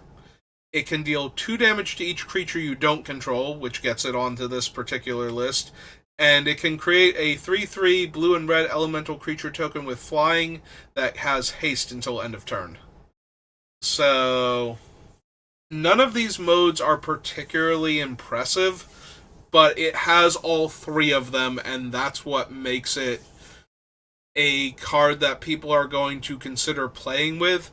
And if you are a go wide strategy that's making like a bunch of 1/1 pest tokens that gain you life when they attack, or a bunch of 1/1 flying inkling tokens, or just like a handful of like 1 and 2 toughness creatures, it doesn't even deal damage to the opponent's creature, so they don't have to worry about killing their own stuff. So they can just cast this to deal 2 damage. Also, because it will deal 2 damage to each of your creatures, they can attack their smaller creatures into your larger creatures with the idea that if you block too much, they will just cast this post-combat and kill all of your creatures that block this turn, because they'll have a couple of damage marked on them, and the 2 damage will be enough to finish them off. But the fact that it also has the other 2 modes where it can be a 5-mana clunky removal spell, or a 5-mana 3/3 flying haste creature, like, all of those modes are not terrible, they're just not the most mana efficient. So having all 3 of them stapled to a single card is going to be versatile enough that some people are going to be playing with it because of that. Next up is Choreograph Sparks. So 2 red for an instant. Notably, this spell itself cannot be copied, because otherwise it would potentially allow you to loop multiple copies of it in a single turn. In fact, one of the creatures that can allow you to do this is in the set on not the bonus sheet, but the special guests. So we will see that when we get through all of the main set. So they had to put the can't be copied text onto it to stop that from happening. So you get to choose one or both. You can copy target instant or sorcery spell you control, and you can choose new targets for the copy. Or you can copy target creature spell you control. The copy gains haste, and at the beginning of the next end step, sacrifice this token. This one is kind of medium. Notably, you have to have 2 red mana in addition to the other mana that you're spending. And in order for it to do both, there has to be an instant or sorcery you control on the stack, and a creature spell on the stack also. So you have to have spent mana on both of those spells and had the 2 red mana left over for Choreograph Sparks. This does not feel like a good card, It's a new set. People are going to try stuff out. People love to copy their spells, and players that don't realize how medium this card actually probably is are definitely going to give it a shot. Also, there will be times where copying one of your creatures and giving it haste is going to be a huge thing to have happen. Even if you don't get to keep the copy past this turn. So having a hasted copy of it might be relevant for the 2 extra mana. I'm going to guess that most of the time you should not include this card, but again, it's a rare people are going to be trying it at least to see if it's worth playing. Next up is Flashback. So, named after the mechanic, so of course it grants the mechanic 2 spells. In this case, it is 1 red for an instant, and it gives target instant or sorcery card in your graveyard flashback until end of turn. The flashback cost is equal to its mana cost. So, for 1 additional mana, this gives the opponent access to any of the instants they've already cast at instant speed. If it gets back a sorcery, we already knew, like, there's no ambush potential with that, other than the fact that they have a card to get back one of their sorceries and cast it again. But there are a couple of other cards that will do that also at sorcery speed, so that's not really much of a factor. But yes, this thing can allow you to recast something that you've already cast before by paying its casting cost again. So, what this means is that whatever your opponent has already cast might come and hit you a second time. For newer players especially, this one is important, because there are a couple of cards that can mess you up in this set because of Flashback. So, 2 things about how Flashback works, if you haven't ever played with it before. First of all, Flashback itself is an alternate casting cost. And while this does not come up super often in Limited, it definitely comes up in like older formats where Snapcaster Mage is a thing. You cannot pay an alternate casting cost other than the flashback cost to cast the spell from the graveyard unless that other alternate cost also gives you permission to cast a spell from the graveyard. Like, you can't give the spell flashback with a flashback cost equal to its mana cost in order to get permission to cast the spell out of the graveyard in order to pay a different alternate cost for that spell. So what this means is Force of Will is on the bonus sheet, and Force of Will is 2 blue and 3 to counter target spell, but you can also exile a blue card from your hand and pay 1 life instead of paying Force of Will's 5 mana casting cost, which is what makes it one of the most powerful counter spells ever printed. Flashback gives you permission to cast the spell for its printed mana cost as a flashback cost. So, in order to cast Force of Will from the graveyard with flashback, you have to pay the 2 blue and 3. You cannot pay the alternate casting cost, because that alternate casting cost does not give you permission to play the card from the graveyard. Flashback's alternate casting cost is, and even though it's setting it to the same actual cost as the spell originally had, it is setting its flashback cost to that value also, not using its actual casting cost to cast the spell. So, because you only have permission to cast the spell for the alternate casting cost of the flashback, you cannot cast a card like Force of Will by exiling a blue card from your hand and paying the life. And that becomes super relevant with several cards in the set, especially on the bonus sheet, because there are a couple of cards like Force of Will that require a different cost if you want to bypass their printed casting cost, and you cannot do that with flashback. It does not work that way. Also of note, at least one spell on the bonus sheet has no printed casting cost. This is Living End, and it is a powerful spell from Time Spiral where they printed a bunch of cards that had effects identical to previous high tournament play cards, but they removed the printed casting cost from the card and gave it a suspend cost instead. And the way you abuse those cards is by using a spell that lets you cast them without paying their mana cost, because they don't have a printed mana cost. It's very popular to use abilities like Cascade to cast the spell to just keep going until you hit that spell specifically because of how you designed your deck, and then cast the spell for free because its casting cost is 0. But notably, its converted mana cost or mana value is 0. Its printed casting cost is non-existent. And because Flashback tries to give it a flashback cost equal to its printed mana value, it can't do that. There is no number for that. It's a null set. So you cannot actually... You can target Living End with Flashback, but you cannot cast it from the graveyard because it does not have a casting cost, and therefore you cannot pay that cost. It does not make it 0, it makes it the same non-existent number that it already had, and you can't pay that. And also, you cannot suspend from the graveyard because nothing is giving you permission to do that. Normally, you suspend the card from your hand, and the suspend mechanic gives you permission to do that. So, there are multiple cards in this set that do not work with Flashback the way you might think that they do. Also of note, all of the creatures with prepared spells are only creatures in every zone.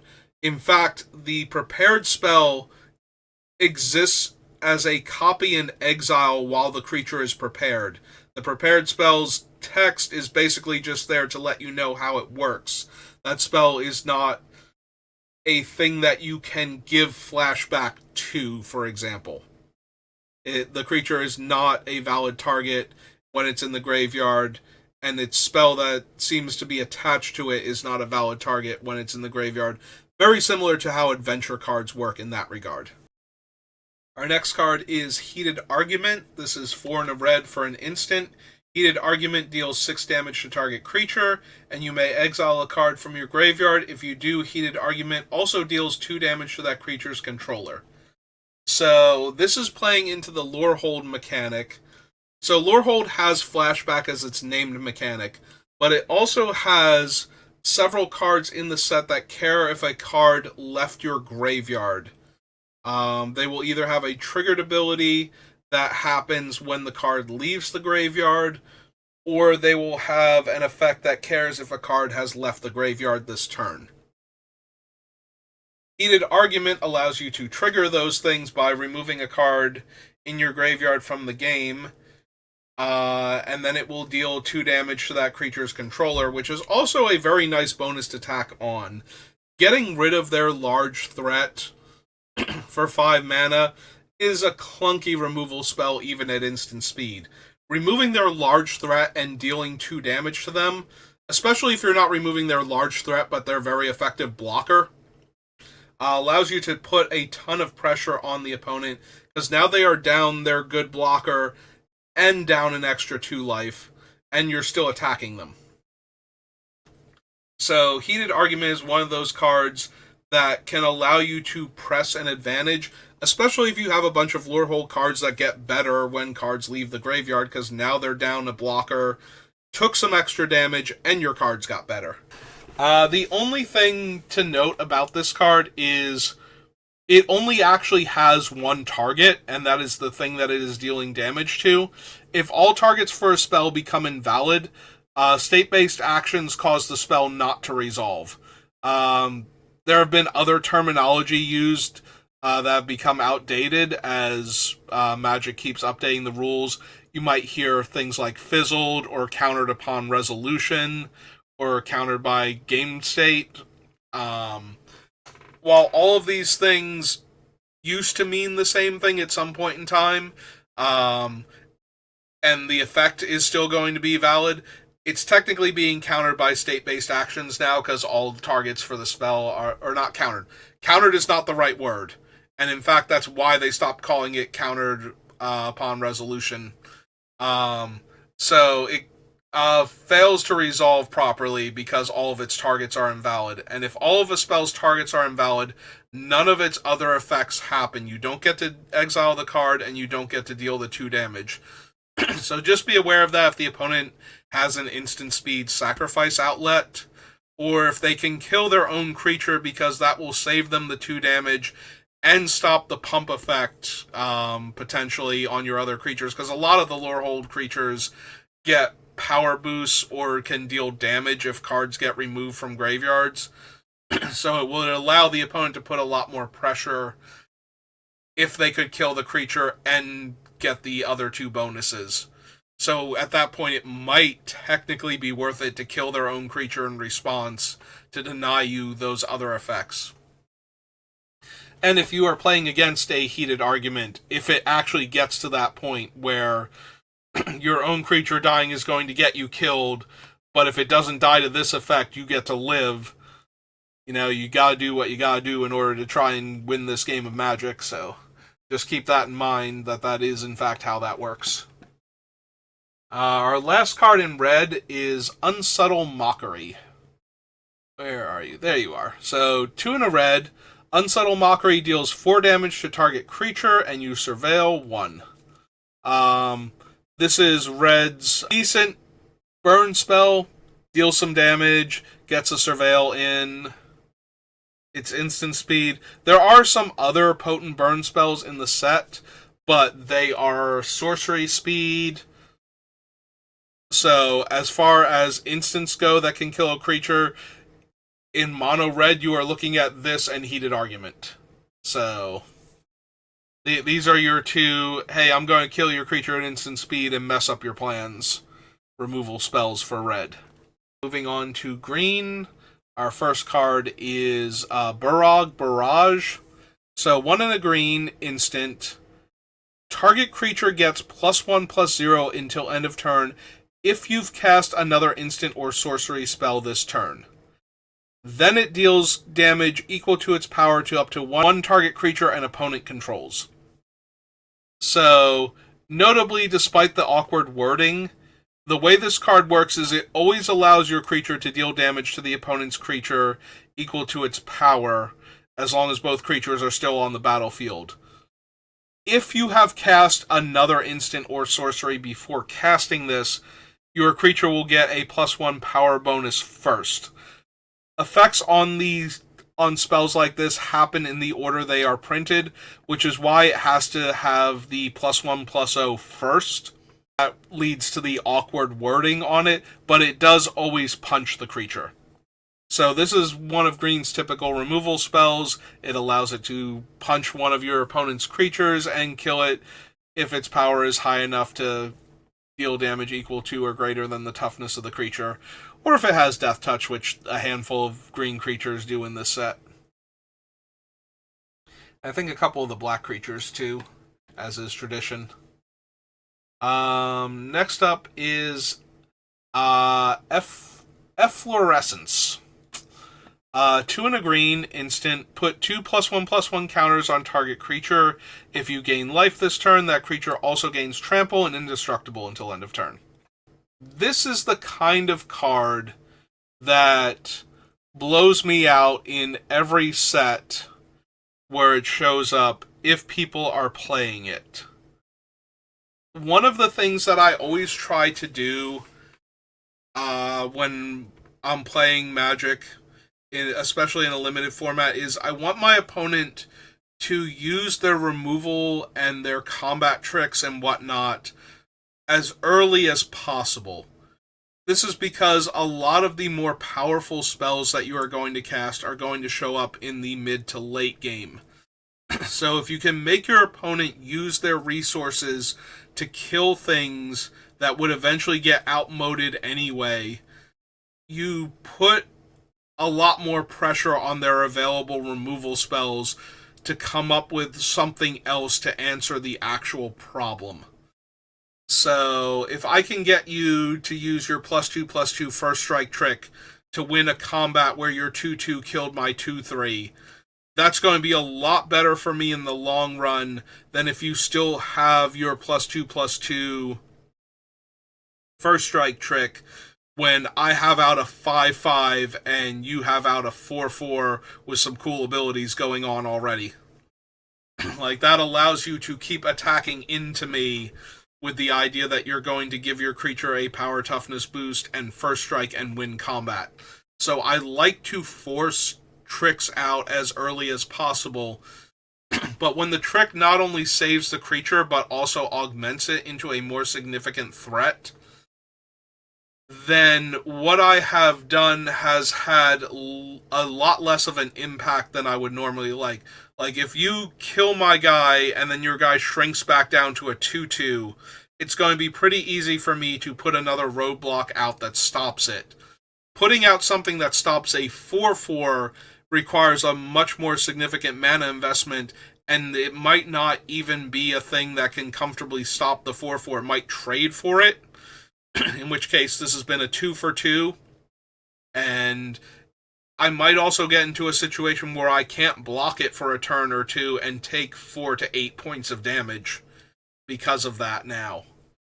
So tricks like this, I tend to give a lot more respect to because of how I play. They tend to mess me up, but they also are much more expensive tricks, and so a lot of players shy away from them because having to use 3 mana, in much the same way having to hold up 3 mana for a counterspell can be bad, having to hold up 3 mana to use a card like this is also very frustrating for the opponent. They will probably use it the first opportunity anyway. So if it's specifically this that I'm worried about, the ideal scenario is just to take the 2 extra damage. You know, let them get their extra damage in and try and race them in the early part, and then now that I know they've used this card and that their creature is a more significant threat, now I can decide later if I want to multi-block or, like, if I can get a large enough creature into play, try and trade with the thing. And our last mono-green card is Glorious Decay. Oh, wait, Lumaret's Favor is an instant. How did I miss you? So Glorious Decay, which is the first one up anyway, is 1 and a green for an instant, and you choose 1. Destroy target artifact, deal 4 damage to target creature with flying, or exile target card from a graveyard and draw a card. So this is another thing that Wizards does a lot more often nowadays, is that they print multiple effects on a more narrow card that they used to print on individual cards in the set. And the reason that they do this is because they have done a lot to encourage best of one on Arena, which is one of their primary money-making platforms for Magic. And because of that, because they encourage best of one, because it leads to faster gameplay and more turnover into new events, a lot of cards that would normally wind up in the sideboard and would come in against specific threats and problem cards were not getting used because opponents that don't have those cards, this is just a dead card. But the more things that they make it useful against, the more likely you are to find at least one valid target for one of the effects. And because the last effect is essentially cycling it away, spending 2 mana to draw a card, and yes, it exiles a card from the graveyard, which can be relevant, it's never entirely dead. Also, unlike normal cycling, you are still casting it, which for the things that care, if you cast an instant or sorcery to begin with, will trigger, whereas a cycling effect would not. So you are able to turn it into a card for 2 mana, but it is still casting an instant in this scenario. Dealing 4 damage to a flyer is way less impressive than killing it, which some cards would do at the 2 mana mark even. Although most of them, the plummets are like 3 mana or would be sorcery speed, or both, depending on the format. So this does not kill most, if not failing to kill all of the Elder Dragons in the set, but it can still kill other potentially strong flyers. And there are a few artifacts in the set. The card is not entirely dead. It does not feel great, honestly, but it's not entirely unplayable to begin with. Like I said, being able to spend 2 mana to get a card back from this. It does require a target, though, so that's even more. Like, if it's not up to 1 card from a graveyard, which would be super helpful, actually, because the time you most want to cycle a card away is when you're missing something in the early game, either a play, like a turn 3 or 4 play, or trying to guarantee that you hit your land drops early. So there does need to be a card in the graveyard to turn this thing into a different card. So that is worth noting. So yeah, I don't imagine Glorious Decay is going to see a ton of play, even with all of its versatility, but it might. The fact that it can't destroy enchantments is holding it back a bit also. I feel like these things need to full-on naturalize. So let's look at Lumaret's Favor. So 1 and a green, instant. It has infusion. So when you cast this spell, copy it. If you gain life this turn, you may choose new targets for the copy. And it gives target creature +2/+4 until end of turn. So we're going to get to a card on the bonus sheet that has been in Magic since the very beginning and is one of the most effective combat tricks ever. The fact that this one costs 2 mana is a bit much, but at least it is going to do a very similar effect, which is it's going to win most, if not all, combats where you cast it. 4 toughness is an awful lot of toughness out of nowhere to have to overcome still, and 2 additional power will allow your creature to kill a lot of things above its weight class. This turns a 2/2 into something that can kill a 4/4 and survive a 5/5. So, and kill a 5/4 for that matter. So the fact that this thing now suddenly kills that, and that you can get an additional copy of this effect if you've gained life this turn, might be the thing that pushes it over the top as far as combat tricks go. If the opponent is capable of gaining life with any amount of regularity in their deck, this thing represents a lot of combats won, and also potentially just, 2 mana for 4 extra damage out of nowhere, which can be pretty potent in and of itself. Alright, so our first gold card is kind of low impact. So this is 1 black-green. It's called Dina's Guidance. It's an instant. It allows you to search your library for a creature card, reveal it, and put it into your hand or graveyard, and then shuffle. Now, 99% of the time, in Limited, you're going to want to put the creature into your hand. Again, Zombify is on the bonus sheet, so putting the creature into your graveyard, if it has a particularly high or difficult mana cost, you might be able to then resurrect it at a discount, but you're still spending 3 mana on one turn and then 4 mana on another turn. This would have to be a very impressive creature for it to be worth all of that, and for it to be worth not putting in your hand initially and casting it in the first place, and then zombifying it if the opponent can deal with it. All of that being said, it is a 3 mana tutor, and tutors need to be cheap in order to not be very underwhelming. Spending 3+ mana to search your deck for a specific creature, there are not a lot of creatures in this set that are worth tacking 3 extra mana onto the casting cost. Even if you can spend the first 3 mana at instant speed at the end of your opponent's turn to find them, again, it's usually too much of a mana investment and too much of a tempo loss.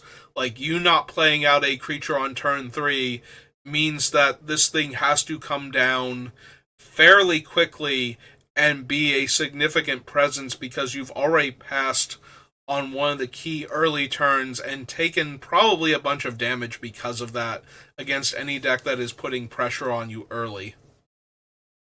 All of that being said, there are a lot of limited players out there that love a tutor. They already don't have as many copies as they would like of their best cards, so being able to tutor up something, especially if they get like one of the mythic dragons, it's going to be very tempting to run this card if they can afford to pay black and green for it. So you are going to see this probably a bit more than you should. Oh, there it is. Embrace the Paradox.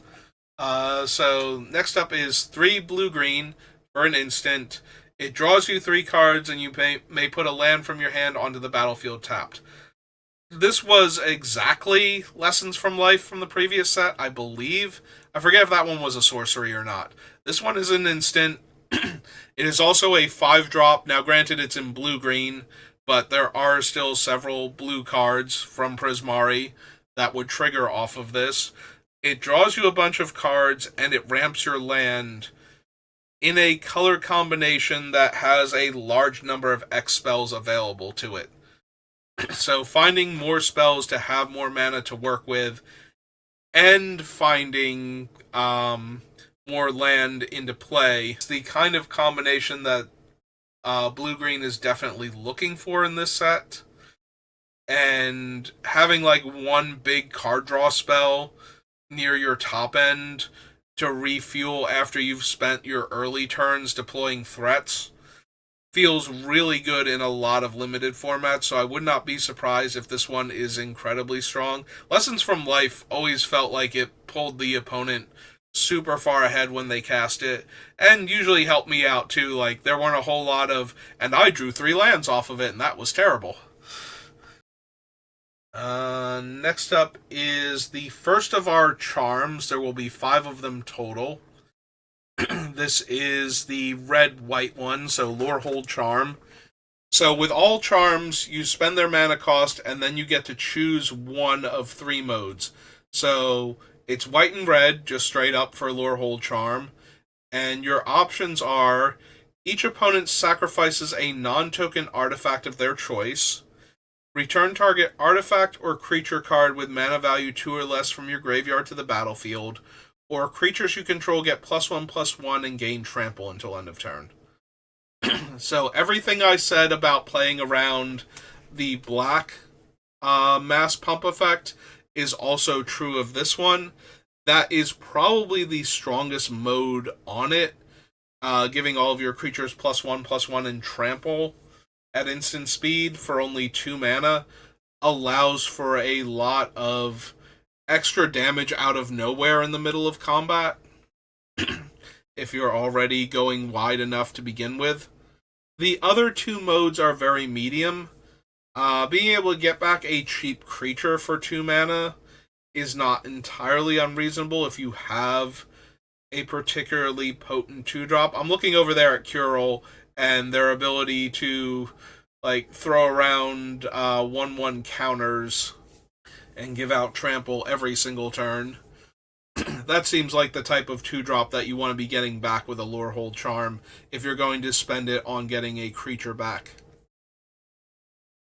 That being said, the versatility of being able to get the creature back or mass pump your team, so if you need another creature, you can just have one and in the mid to late game, and if you need to play a game-winning mass pump spell, you can do a lot worse than a power and toughness boost and trample for just 2 mana. The sacrifice a non-token artifact, probably not going to be super relevant in Secrets of Strixhaven Limited. There is an artifact creature that constantly grows as you play multicolored spells, and there aren't a ton of artifacts to begin with, so this might still have a tiny bit of play in that regard, but you're probably going to be running it primarily for the mass pump effect and the trample. Hey look, it's one of those crazy mythic dragons. Yeah, every single one of them grants an old keyword to your instants and sorceries, and all of them are just absolutely absurd. So next up, this is another one that can dramatically reshape the board. It's not a full-on Wrath effect, but its ability to destroy up to 4 non-land permanents. I feel like you need to be aware of this card's existence, because this is basically a Wrath. So, for 2 black, 2 white, and 3 generic, it's a sorcery, and you choose up to 4, and you may choose the same mode more than once. It only has 2 modes. The first one is to destroy a target non-land permanent. The other one is to return target non-land permanent card from your graveyard to the battlefield. So this thing can kill 4 of your things, it can get the opponent back 4 of their dead things, or it can mix and match any combination of 4. Again, this has the ability to dramatically reshape a board, both getting rid of the most problematic permanents on the opponent's side of the field and resurrecting anything you had that was incredibly hard to deal with the first time. So, even if you have nothing to get back, killing 4 non-land permanents is usually a great way to get back into the game. So, I thought that one merited notation. So, even though it can't kill all of your stuff, it can kill enough of your relevant stuff that you will be on the back foot for the foreseeable future. So, you need to worry about that one. Now, granted, this one is not a proper Wrath, so you're not playing around it by not deploying threats. In fact, that might be the worst thing for you, because now you have no threats on board, and if they were all kind of about the same power level, a card like this actually encourages you to play more cards to the board, which can be a problem when there are actual other Wrath effects in the set. Prismari Charm is up next. It is blue and a red, and you choose one. So your options are Surveil 2, then draw a card. Prismari Charm deals 1 damage to each of up to 2 targets, or return target non-land permanent to its owner's hand. So, unlike the previous charm where there was one mode that was very clearly what you were going to do with it most of the time, this one has 3 very different and all potentially useful options. I think this is the front runner for the one that's going to do the most harm to other players in constructed formats, because all of its modes are very useful. So, Surveil 2, then draw a card. You can get this effect for 1 blue mana, but then you don't get the other option stapled to it. So, it's a card draw spell. You're not really playing around that one. 1 damage to each of up to 2 targets means it can kill 2 X1s. It can post-combat damage kill 2 creatures that have 1 toughness remaining after taking damage. It can deal 1 damage to one of your opponent's creatures and 1 damage to them, or to one of their planeswalkers. And it can also return a non-land permanent to its owner's hand, which means the same betrayal for mono blue. You lose out on the 1 Surveil, but get the ability to do the other 2 potentially if you needed to. This thing is incredibly versatile, and all 3 of its modes are good in different positions. I have to believe that this is one of the stronger ones, and I would not be surprised if there are enough 1 toughness creatures running around especially, this card goes way up in value. I have not properly assessed how many 1/1s we are likely to see, or X1s rather, we are likely to see in this format's limited environment, but it's definitely not 0. There are a bunch of Inkling token makers. Cards like Hop to It are on the bonus sheet, which can make a bunch of 1/1s. So being able to deal 1 damage to each of up to 2 targets is potentially relevant in a lot of games. I don't want to say it's definitely going to be, but the other 2 modes are strong enough that having that as an option to kill off your opponent's X1 and deal them a point of damage, or potentially kill 2 of their creatures, is one of those things where you kind of have to take into account every mode on this card, because they're all good in different scenarios. Our next card is Proctor's Gaze. So 2 blue-green, return up to 1 target non-land permanent to its owner's hand, search your library for a basic land, put it onto the battlefield tapped, and then shuffle. Again, this is a case where the one effect is not particularly strong, and the other effect is good, but it's slow, and you run the risk of, accumulating too much damage while trying to set up. And this kind of solves the one card's problem by being like a mediocre card in the other department. So it temporarily gets rid of your opponent's best creature, as long as you don't mind, or it doesn't have a good comes into play, leaves play, etc. effect. And then this will also go find you a land and put it onto the battlefield tap to help ramp you into the kind of spells you need to be casting after you take time out to cast a spell like this. Like, you do not have a ton of time in Modern Magic. One of the reasons Wizards pushes the best of one format is how fast the turnover rate is to get people back into the draft queues to fire off another draft. Now, their overarching goal is that this be a fun experience where it's like, okay, you finished up your draft and you're feeling good and you want to do another one. But sometimes that also means that you're just getting annihilated left, right, and center.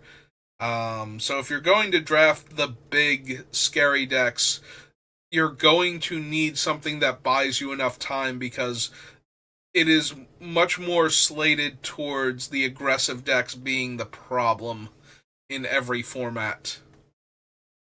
So the fact that your ramp spell is also setting your opponent back a little bit on tempo can mean a lot if you can take advantage of it. And there's nothing to play around. It's going to bounce one of your guys, and it's going to get them a land, and you can't really do a whole lot about that in most cases anyway. Next up is Quandrix's Charm. So for blue and a green, you choose one, counter target spell unless its controller pays 2, destroy target enchantment, or target creature has base power and toughness 5/5 until end of turn. So much more similar to the Lorehold Charm. There are a handful of very powerful enchantments, so having an out to them is not the worst. Making a creature base power toughness 5/5 is normally about the same as giving a smaller creature +3/+3 until end of turn, and doing that for 2 mana, but not being able to affect your top end creatures in a lot of cases is kind of underwhelming. On the fractals, though, this is usually straight up 2 mana +5/+5 until end of turn. So a larger number of those can kind of flip this card's usefulness back up into a higher bracket. Most of the time it's going to be used as a mana leak type effect, where it will counter an early spell if you don't have anything else going on turn 2 or 3. Just leave the mana up and counter basically any play, so that way you don't let the mana go to waste, and you don't have this card sitting in your hand until the opponent gets to the point where their top decks are uncounterable because they're not spending all of their mana every single turn. And the base power and toughness 5/5, like I said, on your smaller creatures and your fractals, it's a pretty decent buff for 2 mana, but all of your other creatures, it might be a downgrade or an overcosted, +1/+1. So Quandrix's Charm is probably the least impressive one for limited that we've seen so far. I have to double check what the other two do just to make absolutely sure, and in fact, Silver Quill is our next one. So, white and a black, choose one, put 2/1/1 counters on target creature, exile target creature with power 2 or less, or each opponent loses 3 life and you gain 3 life. Now, the biggest problem with that last one is that while draining 3 life is certainly helpful if your opponent is low on life, or if you are deploying threats and also draining them, so that way the race is close. If you're behind, it's very underwhelming. But the biggest thing is that black-green is where you want the extra life gain. So the fact that this drains 3 in white-black feels a little off. More importantly, though, it is one of those combat tricks that leaves behind a power and toughness boost permanently on the creature. It does put 2/1/1 counters on that creature. And also, if there are enough decent low power utility creatures in this set, or like super mana efficient creatures that in the early game have like 2 power and need to be dealt with, or less, this is one of those cards that can take them out. So the first 2 modes are both like decently strong, and it will depend on what the situation is. The last one is kind of underwhelming if your opponent is at 7 or more life a lot of the time. It's probably not going to be good enough most of the time. Unless you already almost had them dead to begin with, then this can finish them off. Next up is Splatter Technique. So this is 1 blue, red for a sorcery. It's choose 1, draw 4 cards, or Splatter Technique deals 4 damage to each creature and planeswalker. So the modes are expensive sorcery speed card draw spell, or pretty expensive 4 damage wrath effect. It does hit planeswalkers, and there are 2 of them in this set, so that's not nothing, but for the most part you need to concern yourself with, can it kill my creatures, and how many of theirs are going to survive if I can make them pull the trigger on this thing. Because you kind of want to know what you're going to have left over, and what they're going to have left over, and also, frustratingly, this allows that last attack with a bunch of their smaller creatures into your bigger guys. Because unlike other Wraths, where you would normally just block and kill their things because they're going to Wrath and kill your guys anyway, this one only kills your guys if you block on some of your bigger things. Yeah, we've seen a 2 damage to all things, a 4 damage to all things. There is a 3 damage one on the bonus sheet also, so every single one of those is something to consider. There are a whole bunch of different pyroclasms running around. Next up is Stress Dream. So for 3 blue-red, it is an instant. It deals 5 damage to up to 1 target creature. You look at the top 2 cards of your library, put one of those cards into your hand and the other on the bottom of your library. This type of effect has always been very strong. While the clunky red removal spell is not normally great, stapling draw a card onto it does wonders for its win rate. And giving you slightly better card selection than that is just that extra, cherry on top. I have played with a lot of cards like this that used to let you look at way more than 2 cards, and they were all incredibly powerful. And I don't think that Magic has changed enough that a 5-drop instant that kills an opponent's creature most of the time and gives you the better of the top 2 cards of your deck, has fallen off to the point where it's not going to be at least a decent card. I will be very disappointed in the format if a card like Stress Dream is not playable because the format is too fast, or the creatures are out of range when it finally shows up, or both. Next up is Suspend Aggression. So this is 1 red-white for an instant. You exile target non-land permanent and the top card of your library. For each of those cards, its owner may play it until the end of their next turn. So, you have a couple of different ways to use Suspend Aggression.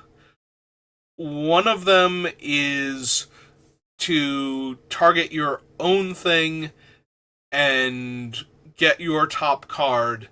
And the main reason to target your own thing is to rebuy comes into play effects, to trigger its leaves playability, or to reset a thing that it can do basically once or some number of times that have been used up already.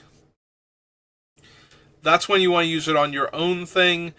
That will give you 2 cards, the original thing that you exiled, and the random card off the top of your deck, to try and find some other better spells to work with. The other option is to take out an opponent's creature at a crucial moment and give you access to another card to replace this one, essentially. The opponent obviously will get to recast their creature at some point in time, or whatever non-land permanent was causing the most issues. But it will most likely be gone for the turn if it does not have flash, or if they don't have the mana to redeploy it. And you will be getting another card to work with on top of that. So as long as you can press the advantage while their main thing is wandered off for a turn, then you're going to get enough out of this card that it's a decent tempo play. It can also, like I said, save one of your creatures. Notably, whoever's creature, or I'm assuming it's a creature 90% of the time. Yes, there are other non-land permanents that you might exile for various reasons, both yours and your opponent's, saving your planeswalkers from their mass attack, or resetting one before it can get to its ultimate on the other side of the table. Both valid options. And similarly, saving your powerful enchantment or artifact from their removal spell, which they might not have another way to deal with it afterwards, is good. Most of the time you're going to be hitting a creature. And so, if you are hitting your creature, you kind of need to be ahead, or that creature has to be incredibly strong. But for their thing, as long as they're not getting too much of an advantage, if they live long enough to recast it, getting one of their blockers out of the way and for like a turn and making them spend their mana on that card again to redeploy it. And they do have to do that within the time frame or it's just gone. Their card will rot in exile forever if they don't recast it. So some small amount of the time this will kill the one creature because they feel they need to deploy a different card instead of what you exiled. I do think Suspend Aggression is interesting. I don't know if it's actually going to be good or not. I'm interested to try it. But knowing that your opponent can have your creature wander off, usually for a full turn cycle, and get another card out of it, is one of those things that you have to be very careful of if your life total is getting low against the Lorehold decks. Which you would think that normally you'd have to be worried about your life total getting low against a red-white deck anyway. But Lorehold is weirdly less aggressive than normal white-red decks, although it can certainly play an aggressive game. So you do have to worry about it tempoing you out by exiling your thing and forcing you to recast it while giving themselves another card to work with. Next up is Traumatic Critique. So this is blue, red, and X. It deals X damage to any target. Draw 2 cards, then discard a card. So again, this is one of those ones that only has one target. It's the thing it's dealing X damage to.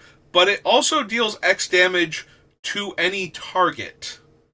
So for 5 mana, you can trigger all of your Opus effects in Prismari for their like higher end effect, and deal your opponent 3 damage, and draw 2 cards and discard a card. And if you have more mana than that, or if your opponent's life total is low enough, you can just outright win the game.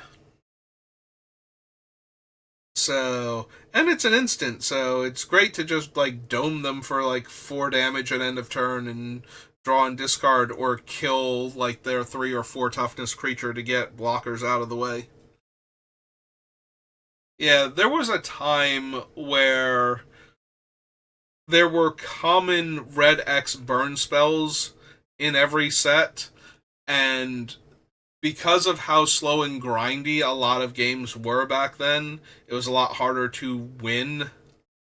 Ground states would get gummed up, not enough flyers or other evasive threats. Power and toughness all over the place, but no good comes into play or leaves play effects. So a lot of it was contingent on what the creature did while it was in play, besides attack and block. A lot of games would come down to being able to cast a big burn spell to the opponent's face if you were playing red. So this is very reminiscent of that. It tacks on an extra mana to give you a draw 2 discard 1 on top of that, which is actually pretty useful if you are killing one of your opponent's threats or getting them within range to finish them off. Getting that extra card out of it and the card selection, like you might be getting 2 cards. You know, you play your land for the turn, you still have a land in hand, but you kind of need to cast the thing. So you do, and now maybe you get like 2 spells and get to discard a land. You already cast your big X spell, and you already have enough mana to get your Opus online, seems like, at that point. So, yeah, Traumatic Critique is one of those things when your life total starts getting low and your opponent is in blue-red, and there is another, like, Doomsday red X spell on the bonus sheet, too, so you do have to be careful when your life total starts getting low, because you do not have as much life as you think you do. There are a lot of deal damage to any target effects running around, too. There's the one sorcery that has flashback, and I'm looking at the card directly next to Traumatic Critique, which is Vibrant Outburst. So blue and a red, deal 3 damage to any target, tap up to 1 target creature. So this can kill a blocker, tap a blocker, which is already really strong. I do remember Winter Flame from original Tarkir being able to get multiple blockers out of the way, because there were a lot of X2s running around thanks to the morph mechanic. This can also go face and tap your best blocker. So yeah, that's the kind of versatility. It can also, if they're on the back foot, tap your 2 large to kill best attacker and kill one of your other smaller attackers to try and take a bunch of the pressure off and buy them some more time. So yeah, this thing has a lot of mess with the combat math that was going to win you the game up until it suddenly really wasn't. Vicious Rivalry is next. Ah, there it is. It was right there. So this one is a sorcery, but it is a board wipe. So for 2 black and a green, as an additional cost to cast the spell, pay X life, destroy all artifacts and creatures with mana value X or less. So this is very similar to, but not quite, Toxic Deluge for 4 mana, which is already incredibly powerful. It also sweeps away artifacts. You get to set the parameters for it, so if you have the larger creatures in play, you don't have to kill everything, but if they have the larger creatures in play, then you get to kill everything as long as your life total is still high enough. And with a spell like this, it can be really hard for the opponent to get far enough ahead that you can't cast it for the right number. And unlike other Wraths, again, this is one where you get some amount of say in what it's killing. So if you can have the largest creature in play, or the most expensive one rather, you do get to keep your thing, and if you have the 2 most expensive creatures, you get to keep 2 things and kill all of your opponent's stuff for like 5 life and 4 mana. So yeah, this one is an incredibly dangerous one because, again, the opponent can play out their stuff they don't necessarily have to worry about it. As long as they have the strongest creature, they can keep deploying threats, and if you start to overwhelm them, then they just shrug and kill everything except for the things they have that could survive in that scenario. So, a lot of the play and counterplay to Wrath effects does not work here unless you can overwhelm them. And then that's really setting you up for some of the other Wrath effects in the set where it's just killing everything. Next up is Wilt in the Heat. So for 2 red white, this is an instant, but it costs 2 less to cast if 1 or more cards left your graveyard this turn. Again, showing off Lorehold's desire for cards to leave graveyards, which Flashback definitely helps with since it goes from graveyard to the stack, thereby leaving the graveyard. And because it's Flashback, it goes into exile rather than going back to the graveyard. But in this case, it's dealing 5 damage to target creature, and if that creature would die this turn, exile it instead. So, kind of similar to the Ajani's Intervention from before, where it starts off more expensive, but under the right circumstances gets cheaper, and it still just kills a lot of things. 5 damage is an awful lot in this set. It's not enough to kill everything, but it does kill a lot of the problematic cards, so that's already good enough. And it exiles them too, so it gets around some of the reanimator effects I was talking about before. And sometimes you get to do all of that for 2 mana because you're doing other stuff at the same time. And one of those things involve, having a card leave your graveyard.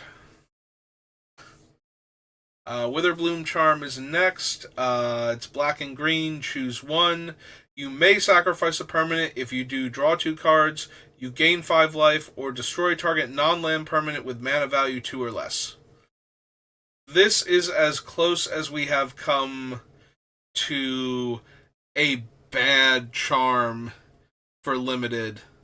The fail case on it is a more expensive Village Rites or a Deadly Dispute that's not giving you treasure and is a little bit harder to cast because of the green mana. But that type of effect is still potentially good.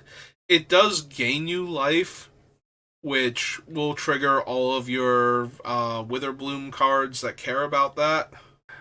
Honestly, it's also very medium. I'm not a huge fan of its options for limited purposes. That being said, again, new set, and the other ones are all strong enough to see reasonable limited play that I have to imagine people will go, well, it's also one of the charms, so clearly it has to be decent at least, and will attempt to do some stuff with it. I don't know, this one might be more of a constructed card, but I think the Prismari one is by far and away the strongest that we got to see. Alright, so that is all of the main set. Again, there are a few artifacts. Notably, these are not any of them. These are colorless spells based on the archaics from the set, so yeah, I'm not super concerned about artifact destruction if my opponent does not have the referee in play, I think. Also, the Diary of Dreams has a little bit of potential if you can get enough charge counters on it. Alright, so that brings us to the bonus sheets. So, the special guest card that has Flash is Dualcaster Mage. It's a 3-mana 2/2, and when it enters, you can copy target instant or sorcery spell, and you may choose new targets for the copy. So, notably, this thing can copy your opponent's removal spell, allowing you to kill their best creature while they are killing your best creature, and deploying another 2/2 to the board, which is not irrelevant. Can also copy your removal spell on the stack to get a second one. So, pretty potent. Dualcaster Mage was always a little strong when it showed up in Limited. But most of the time it got kept out of the more weaker Limited formats. It showed up, mainly in things like Vintage Cubes and whatnot when it bothered. So I think it has a little bit more potential. Adding a body and getting a copy of a removal spell is really strong, but you have to be doing something along those lines to really make a dual caster mage work. As for playing around it, the downside is you kind of can't. Much like other removal spells, this thing popping out, copying your removal spell to kill your thing back while you're killing their thing, and then being a 2/2 body in the way is going to mess up a lot of things for you, so you can't really do a whole lot about that. When this thing is good, it's going to be amazing. The rest of the time, it's kind of medium. Like, if there's not a good instant or sorcery for it to copy, a Grey Ogre with Flash is not really going to do it. But the opponent can also just copy their own spells, so it's not like you can go, well, I'm ahead on board, so I just don't cast removal, and that should be fine. Then they're eventually going to cast removal and cast their weird Lutri and just get to kill two of your things. Alright, so there are some incredibly dumb cards on the Mystical Archive sheet. And we get to start off with what might be the dumbest one possible. So this is a Chroma's Will. It was originally printed in, I want to say, not Commander Masters, Commander Legends. The first Commander Legends set. And you get to choose one, and you only be choosing one because you need to control your commander in order to choose both, and that's not something that happens in a normal game of limited Magic the Gathering. But for the most part, a Chroma's Will is going to be choose one, and it's not going to be much of a choice. It's normally going to be the first one, unless the second one kills you instead and does a better job of it. So the two modes are, creatures you control gain Flying, Vigilance, and Double Strike until end of turn, or creatures you control gain Lifelink, Indestructible, and Protection from all colors. So either your opponent's creatures are nearly unblockable between Flying and Double Strike, so that they're just going to deal a ton of damage to you, but also they're back to block after that, so they didn't even, probably get themselves killed on board if you can survive that onslaught. But the other mode is they just gain protection from all colors and lifelink, and there are some colorless creatures in the set. We saw the Archaics and a couple of artifact creatures, and that's it. Those are the only things that can block in that scenario, and if you don't have a couple of those things going on, you're just going to take a ton of damage, and the opponent's just going to gain a ton of life back. So, and you're not going to be able to kill their things in combat, even if you can block with the colorless stuff, because it'll still be indestructible on top of that. So yeah, its two modes are win the game and win the game in a different way. And that's not an exaggeration. They put a Chroma's Will in the Final Fantasy bonus sheet as a reference to Noctis and Lunafreya's wedding, I believe. And every time I saw that thing get played, when it did randomly show up off of the special guest sheet, it won the game. Just ended the game immediately in the favor of the player that cast it. I did not ever see a game where they were so far behind by the time they found it that it could not win them the game. I'm sure it happened a few times. You can't always have a perfect board state. But if you have any kind of board state, this card probably does win you the game. It's that dumb. There's not a whole lot of playing around it. You need to have a ton of life. Your opponent's creatures need to be dead to the point where casting this basically does nothing for them. Maybe buys them a turn at best. Also, it's an instant, so if they don't think they can win with the Flying and Double Strike, they can always wait until you assign blockers, and then suddenly everything gains Double Strike, or Indestructible and Pro Colors and Lifelink, and a whole lot of combat damage happens, and then you have a board state and they don't. Alright, moving from one of the more absurd limited cards to something that reads really well but is normally not that powerful. Although the combo is in here, I just don't think it's going to be relevant because you're not going to have the setup necessary to take advantage of it. So that card is Angel's Grace. It is 1 white for a instant with split second, which means that while it's on the stack, players can't cast spells or activate abilities that aren't mana abilities. So there are a couple actions you can normally take when a split second spell is on the stack, but there's not really any morph in the set to unmorph, because that is a special action, and the other special action cards with similar effects are also not in this set that I'm aware of. So split second is just going to happen. You're not going to be able to respond to it in any meaningful way. You need a triggered ability or a special action to do anything to stop it, because you're not allowed to cast spells otherwise. But its actual game text sounds insane for 1 white mana. You can't lose the game this turn, and your opponents can't win the game this turn. Until end of turn, damage that would reduce your life total to less than 1 reduces it to 1 instead. So what this means is you can't die, the opponent can't win, despite you still being alive, because there are cards that will do that. I don't think any of them are in this set, though. And if the opponent does try to kill you, you're going to 1. If they were going to be successful. So this all sounds amazing until you realize you spent a card to buy yourself a turn in the narrowest situations where now you need to win with that 1 extra turn because you were going to die last turn and you are still at 1. Also notice that it does say damage.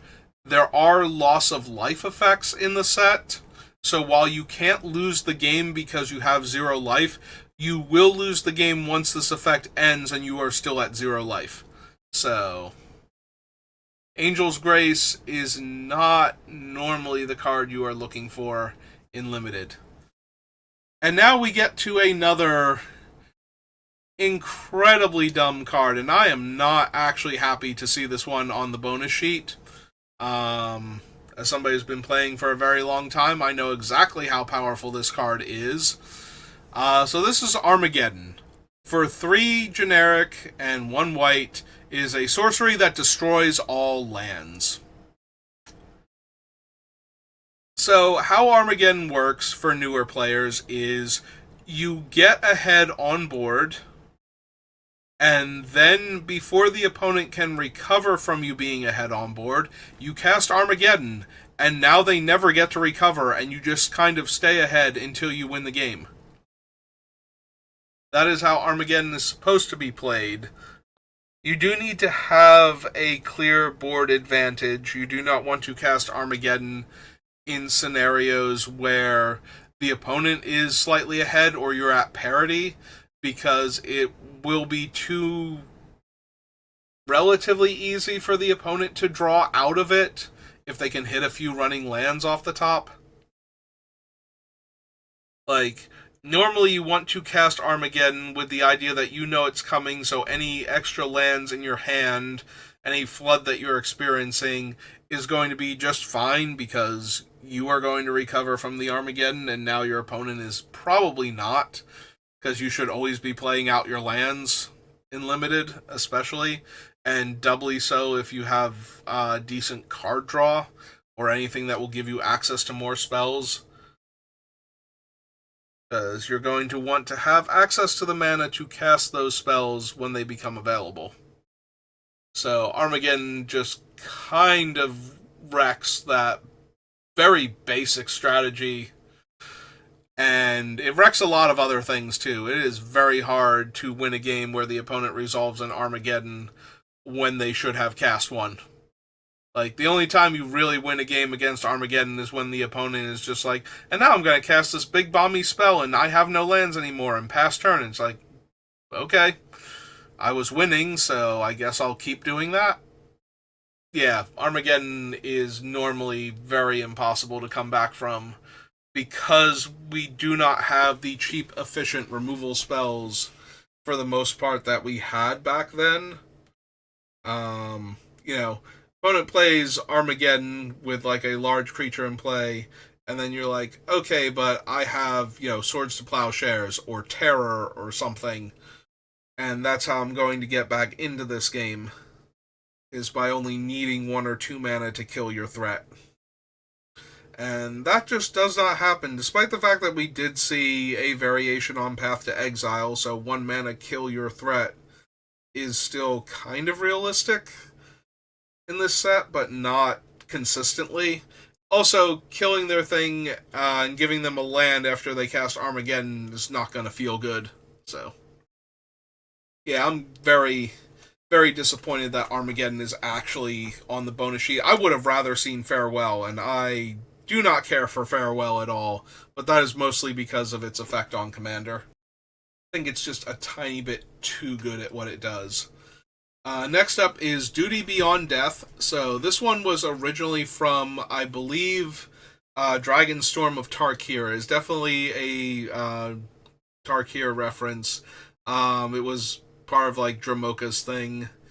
So it's 1 and a white for an instant, and as an additional cost to cast this spell, sacrifice a creature. Then creatures you control gain indestructible until end of turn, and you put a 1/1 counter on each creature you control. So this is 2 mana for a mass board pump. It does require the opponent to sacrifice one of their creatures as part of the casting cost of it, but none of their other creatures are likely to die this turn, and all of them make incredible blockers now, and the ones that survive, which should be all of them, but maybe you get to last gasp one of them or something, are going to hit that much harder on subsequent turns. Again, this is one of those tricks where I want to force out the tricks, and it's not going to get much better for me, but my opponent having a 3/3 now, and me being down my 2/2, and them being down a 2/2 or a 1/1, something that they could cast in the early part of the game is never going to feel good for me. And if they can get a bunch of bodies down, which there are a few cards in this set that will do it, it just becomes that much worse. Alright, next up is Repel Calamity. So this is 1 and a white for an instant. It destroys target creature with power or toughness 4 or greater. So we already had the one card that was 3 mana that killed a creature with power 3 or greater. This one is less mana, and the toughness can also be too high. You can kill like a 1/4 or something that the opponent was using to hold off your stuff, or because it was generating some kind of advantage otherwise, and probably also still holding off all of your stuff. So, yeah, being able to kill a creature with power or toughness 4 or greater is already a huge upgrade. Still not the best, but I don't think you pass on the first Repel Calamity unless you have access to one of the other handful of insane white removal spells, or you have some type of bomb that's going to win you the game anyway that you might as well take, and then hope that Repel Calamity wheels. Alright, next up is Reprieve. So, Reprieve is one of those spells that, if you're newer to the game, it might look a little on the weaker side. If you've been playing long enough, you know how potent this thing can be. So it's 1 and a white. Notably, unlike its blue counterpart, it does not actually counter target spell. What it does is returns that spell to its owner's hand, and then you draw a card. So a spell that gets removed from the stack before it resolves never resolves.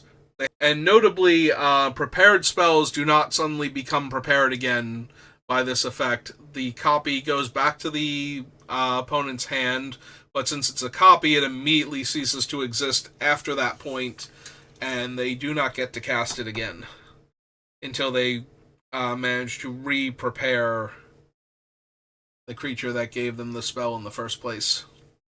And it lets you draw a card. So you're not even down the extra card for dealing with half of their, 2-for-1 built-in creature. Also, because of the sheer volume of counter spells in this set, it is worth noting if a spell is going to counter your spell anyway, instead of reprieving their spell, like their counter spell, back to their hand to try and get your spell to resolve, you can also reprieve your spell back to hand. Their counter will fail now because it has no targets, and you will be able to redeploy the spell, somewhere else in the game.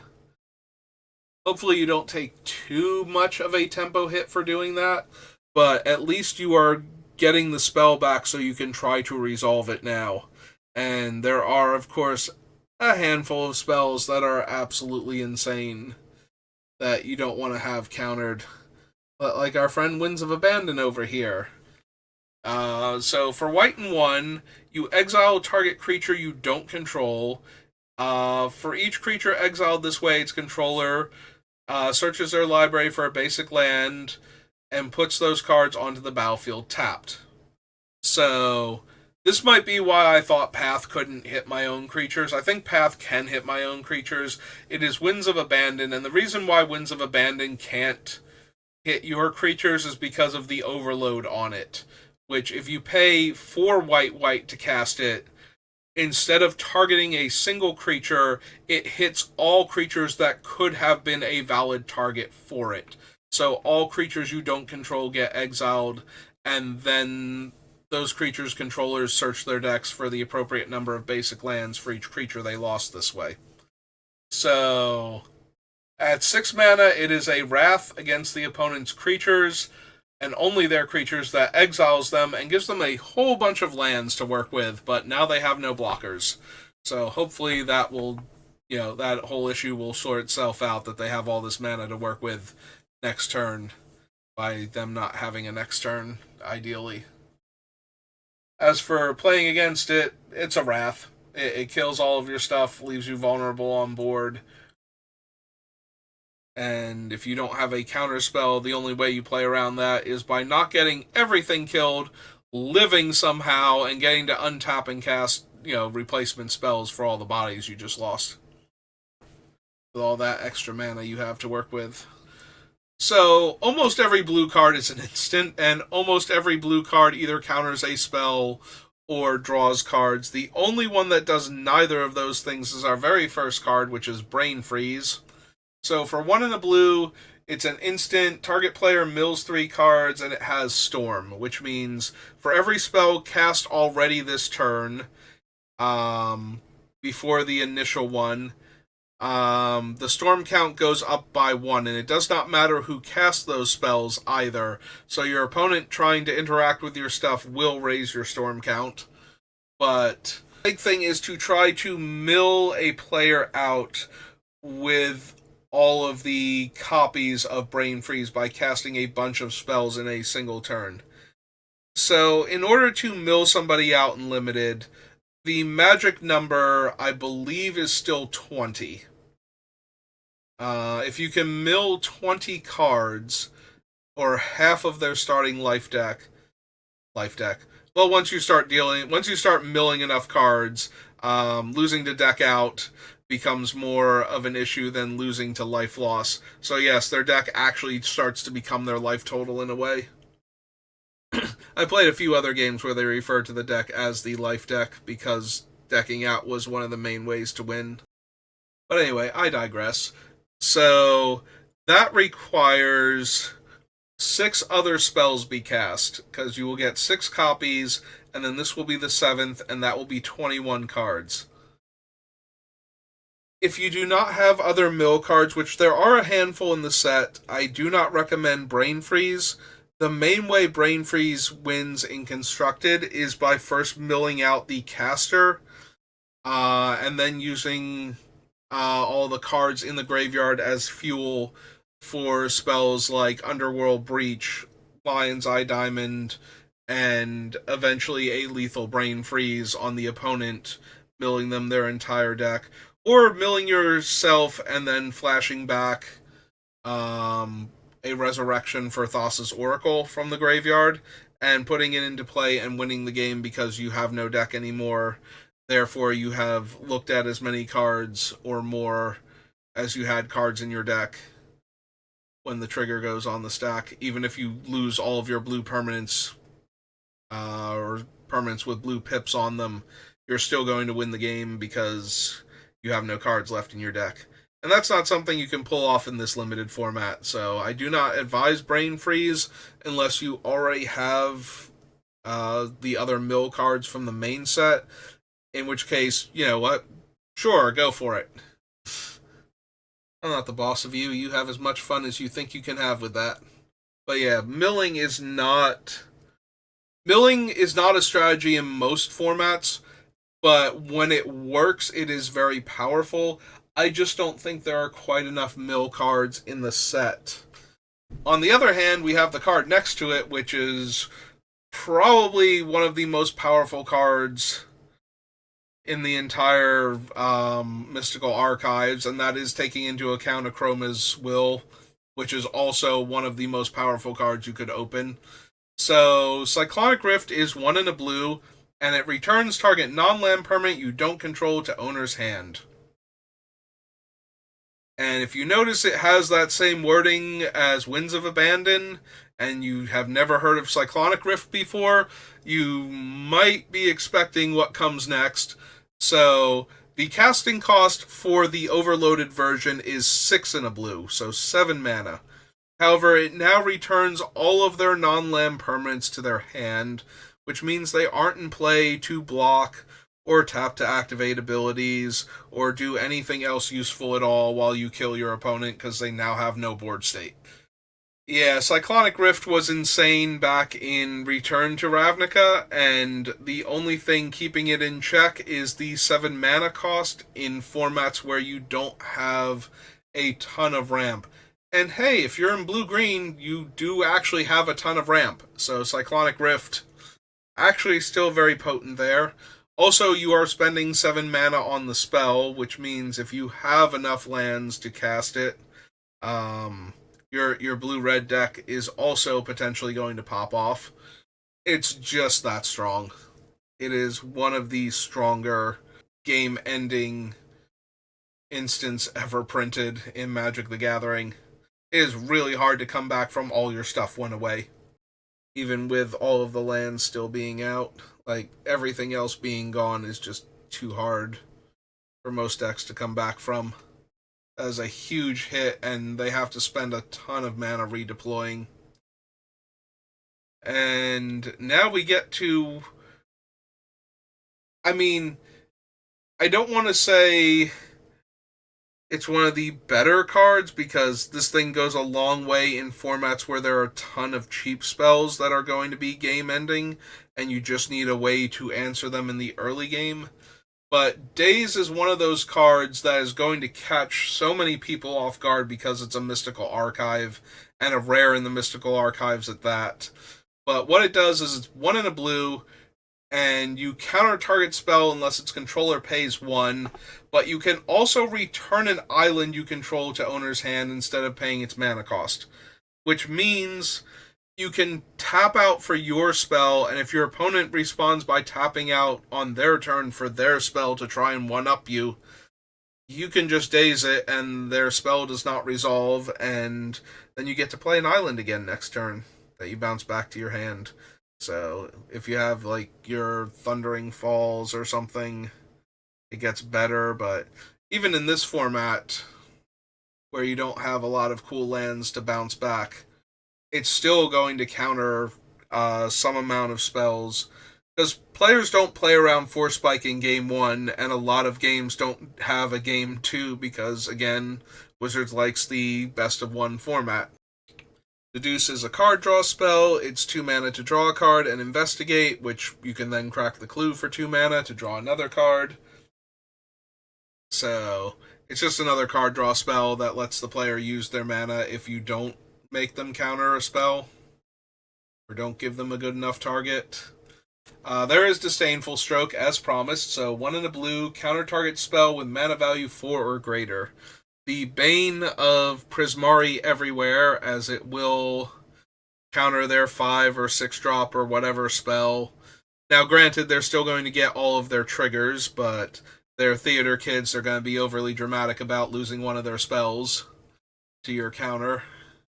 And then there are a bunch of other potent spells in all of the other schools that cost 4 plus mana. So having a way to counter their like bigger spells for only 2 mana means that you can afford to deploy like a 2-drop on turn 4 and still hold up the 2 mana when they're about to be able to cast their 4-drop spell and ruin your day, so you can actually develop out to the board while not tapping out the counter spell for several turns. Which, if they're playing around it by not playing anything worth countering, then you can probably start to pull ahead just because you can deploy things and hold up the counter, and that's probably wasting as much of their mana as it is of yours at that point. Right next to is Flusterstorm. Flusterstorm is counter target instant or sorcery spell unless its controller pays 1, and it has Storm, which means you can create extra copies of it and continue to force spike. It will always at least force the opponent to pay 2 because they have cast a spell and you have cast Flusterstorm. So now there is at least Storm count 1. And any other spells just add to the thing. If your opponent is trying to chain a bunch of spells together, for example, if they need to respond to one spell with the other for whatever reason, then you can potentially counter multiple spells. Flusterstorm is also absurd at stopping Storm, because there will be a copy for each spell the opponent is casting, and Storm decks tend to burn through all of their mana anyway in order to do their cool thing, so this will put a damper on that for the Storm deck. And it is one of the best ways to stop a Storm deck that is going off, but that's really all it does, and the Storm spells that are in this format are not particularly terrifying for the most part. So I don't know that Flusterstorm is worth the main deck inclusion, and then it's certainly not going to be after that. Because there is no after that. You just play one game all the time. I know I keep harping on that, but Flusterstorm is one of those things that shows like the old way of doing it, where it's like, okay, we're going to put in this card that actually hoses the strategy, so that way there's a release valve for constructed, but there's also one for limited because of that. But nowadays you don't get to do that with cards like this, because by the time you figure out you need it, the game is already over and you're not going to play that person again. So right next to that one is Force of Will. So Mana Drain is not on this list, but the weird Mana Drain variant is in the main set. But here we have the actual, probably most powerful counterspell in all of Magic. Like, you can make arguments for some of the other free counterspells and for Mana Drain, but this one is just so absurd. So, in modern Magic, there's a big argument over whether or not Force of Will is still good enough for, like, standard and whatnot. And the reason for this argument is because you're 2-for-1ing yourself to use Force of Will the way it was intended to be used most of the time. So how do you come back from this natural card disadvantage where the main selling point of Force of Will is you can cast it when you can't normally cast a spell, where you don't have the mana available? And the answer is by switching up what you're using it to do. In formats like Vintage, you are stopping your opponent from going off on turn 1 before you've even had a turn, or you are forcing their Force of Will to stop them from breaking up your cool combo on your first turn that you were going to pull off and win the game, and now you're still pulling off and winning the game. To use it in like the modern limited and standard formats, what you need to do is counter the spell after tapping out for a major threat. What you want to do is you want to deploy something so potent that they have to interact with it, and then you want to counter their interaction and have that threat on board and get to untap with it in play and start bashing their face in. That is what Force of Will does now, in the current era of Magic.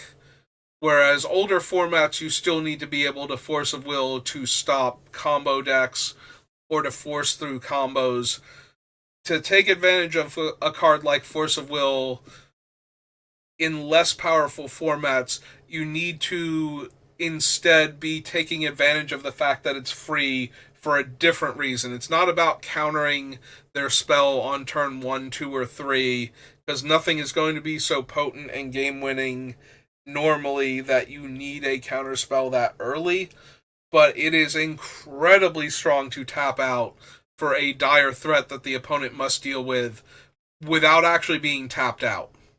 And while Daze might not be able to counter their spell because you have spent presumably, a decent amount of mana, we're looking at like 5, 6, 7 mana plays that you want to play ahead of your Force of Will. The Force of Will itself will still be able to counter the spell. So don't just jam Force of Will into your base blue deck because it's Force of Will. This is a lot like Brainstorm, where Brainstorm's power comes from being able to shuffle the deck afterwards so that you have effectively drawn 3 extra cards. Like, you get your +1 card, well, your card neutral for casting Brainstorm in the first place, because you draw 3 but put back 2 and you spent the actual Brainstorm card on this effect. But if you can put back 2 bad cards and shuffle, Brainstorm gets a lot better. The same is true for Force of Will. If you can tap out for a truly dire threat that the opponent absolutely has to deal with and then protect it with Force of Will backup, you are going to win a lot of games just by doing that. I'm imagining something along the lines of actually casting Prismari, who gives all of your spells Storm, and then having Force of Will backup.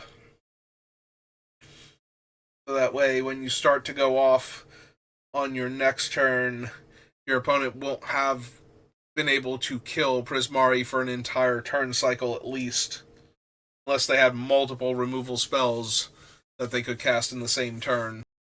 So yeah, that's how Force of Will should probably be being used. That's how I intend to use it if I get a Force of Will. And if I get a Force of Will and the deck does not look like it's capable of producing threats like that consistently, then I won't bother running it. Like I said, it's incredibly strong, but a lot of that strength comes from the formats being defined by casting multiple spells in the same turn very early in the game and being able to break up like early combo decks or key pieces to stop those decks from winning very quickly and give yourself time that you wouldn't have had otherwise. And possibly actually get 2 cards worth of value out of the Force of Will too, because sometimes that wastes a whole bunch of what they were going to be able to do and what they had already done. So while they might still have, a few extra cards in their hand, if those cards aren't letting them build their storm count back up or deck themselves and get their Oracle into play or whatever their original plan was, then it's not really helping them at all. And ideally that will give you the window of opportunity you need to win the game. Alright, next to Force of Will is Pongify. A single blue, it destroys target creature. That creature can't be regenerated, and its controller creates a 3/3 green ape creature token. Everything I said about Sight Spell from before, the dissertation or whatever, was its actual name? Harsh Annotation. Sorry, not dissertation. Annotation. Is magnified by spending a single blue to turn your opponent's creature into some ridiculous 3/3. Because a 3/3 is still a significant body in a lot of limited games. There will be times where a 3-3 isn't good enough, but I feel like those times are fewer and further between than when a 1-1 isn't with flying isn't good enough. So, like, this feels more like a commander card. Like, you don't even run Beast Within in most limited games. Killing your opponent's best thing and giving them a 3-3 is just way too much of a body, like an actual real threat. Okay, and then our last blue card that is an instant is Spell Pierce. It counters target non-creature spell unless its controller pays 2. So, slightly better Flusterstorm in this format for the most part. There are, again, a few cards that will let you storm off. So, sometimes Flusterstorm will be more relevant. But for the most part, just being able to counter any non-creature spell for 1 mana in the early game is going to be good enough. That being said, Spell Pierce is not particularly potent in Limited because it eventually gets outclassed, and a lot of the early plays where the opponent is going to be tapping out are going to be for creatures anyway. So Spell Pierce is usually not worth it in Limited. There are a lot of extra non-creature spells floating around, so those are factors.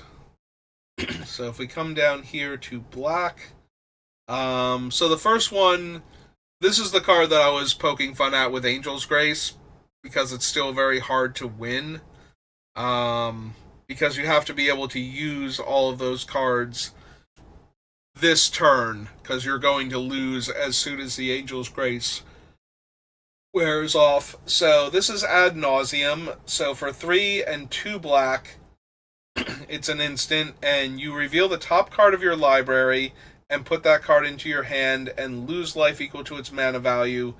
Then you may repeat this process any number of times. So you do get to decide after you see how big a hit you take from the first card if you would like to keep going. This is a very dangerous card draw spell for Limited. In Constructed, you can draw an absolute pile of cards off of this thing as long as you have an effect that is stopping you from winning the game. Or it's not winning the game, stopping you from losing the game or your opponent from winning the game. Ad Nauseam can send you deep into the negative life totals. Angel's Grace only cares about damage, and this is life loss, so you will keep going negative, but it's life loss and not life payment. You can't pay life if you don't have any life left to pay. Like, you can't excuse me, you can't crack a fetch land because it requires you to pay 1 life to do that if you're at 0 or below. And Ad Nauseam is definitely going to drive you below 0 on your life total in any deck that's using it properly. So again, casting things like Angel's Grace is fine when you're going to have an insane combo deck in like Legacy or Vintage where these things used to live. Most of them have been pushed out in favor of other similar combo decks that are a little more resilient. Things like burning your entire deck and playing Thassa's Oracle show up a lot more now than Ad Nauseam Tendrils did, but it's not entirely not a thing as far as I know, so. On the other hand, Bitter Triumph, always welcome. So 1 and a black, as an additional cost to cast the spell, discard a card or pay 3 life, destroy target creature or planeswalker. Mana efficiency is a huge thing in Limited. If you can cast your removal spell and still deploy another threat in the mid to late game, you are doing very well. And also being able to kill those super powerful early effects. Remember what I was saying before with Ajani's intervention, where you're like hoping they will attack with that one creature so that you can kill it and get it off of the table? Here you can just kill it and get it off of the table. They don't have to do anything for you to help you. So that is one of those things that I am always always looking for in my limited games is just the versatile, cheap removal spell. And Bitter Triumph, yes, it has a real drawback. 3 life is a lot of life to lose, even in the early game, and discarding a card is way too much of a cost most of the time. Like, it's hard to make that into a benefit in a lot of limited games. Not all of them, though. There are some where you can afford to discard a card to Bitter Triumph and not feel like you're falling too far behind by 2-for-1ing yourself to kill their creature. But yeah, Bitter Triumph is definitely more along the lines of what I'm looking for. And then we have this oddball card, which is Culling the Weak, originally from Exodus, I believe. So it's a 1 black for an instant, and as an additional cost to cast it, sacrifice a creature, add 4 black mana to your mana pool. Yeah. You need cards that are worth this level of setup, because you are most likely going to have to play a 1-drop creature into this on turn 2 to play a 5-drop for any of this to even kind of be worth it in Limited. In Constructed, being able to turn one of your cheap creatures with a good death trigger on it into 4 mana has a lot of potential. That's not where we're at here. Culling the Weak is not going to help you accelerate most games. Dark Ritual, maybe. Culling the Weak, probably not. It does help you cast your, your Super Pox, though, or whatever that card was called. But yeah, I don't think so. Then we get to another card where I do think so. Quite often, in fact. Dismember. So, another oddball card, especially if you're newer to Magic, that you might not have encountered before. So those odd symbols on it are what is known as Phyrexian mana. So it is 1 and 2 black mana, but the black mana is both Phyrexian. And as the reminder text points out, Phyrexian mana can be paid with either the color that it is, in this case black, or by paying 2 life. Which means this is not a black card in Limited. This is a card for any color deck that is looking for a removal spell and is willing to pay some life to get it. Because if you do not have access to black mana at all, you can spend 4 life and 1 mana to kill most problematic creatures in most formats. It is -5/-5, but 1 mana to do -5/-5 is a very efficient removal spell, to the point where paying the 4 life is not unreasonable. Being able to kill your opponent's creature and still be able to cast other spells is one of the things that lets you win games of Limited, as long as you have other spells to cast. So, a Dismember plus another threat deployed is probably going to be one of the last nails in the opponent's coffin. And Dismember has been very good ever since it's been printed. It shows up in things like Vintage Cube, and it is one of the best removal spells in that format, because any deck can run it and cast it for a single colorless mana. And 4 life, but, you know. Hey, there's Living End. So we will address Living End very briefly. So it is a pseudo-wrath, but the biggest thing about Living End is there is no Cascade in this set besides the Quandrix dragon, Quandrix himself, or themselves? I forget Quandrix's gender identity. Anyway, Quandrix is the thing that can give all of your instants and sorceries cast from hand Cascade, which would let you Cascade into a Living End in theory and ambush your opponent with it. And that is the only way that is ever going to happen in this format, and it's just probably not worth it. Living End's raw power comes from being able to be cascaded into.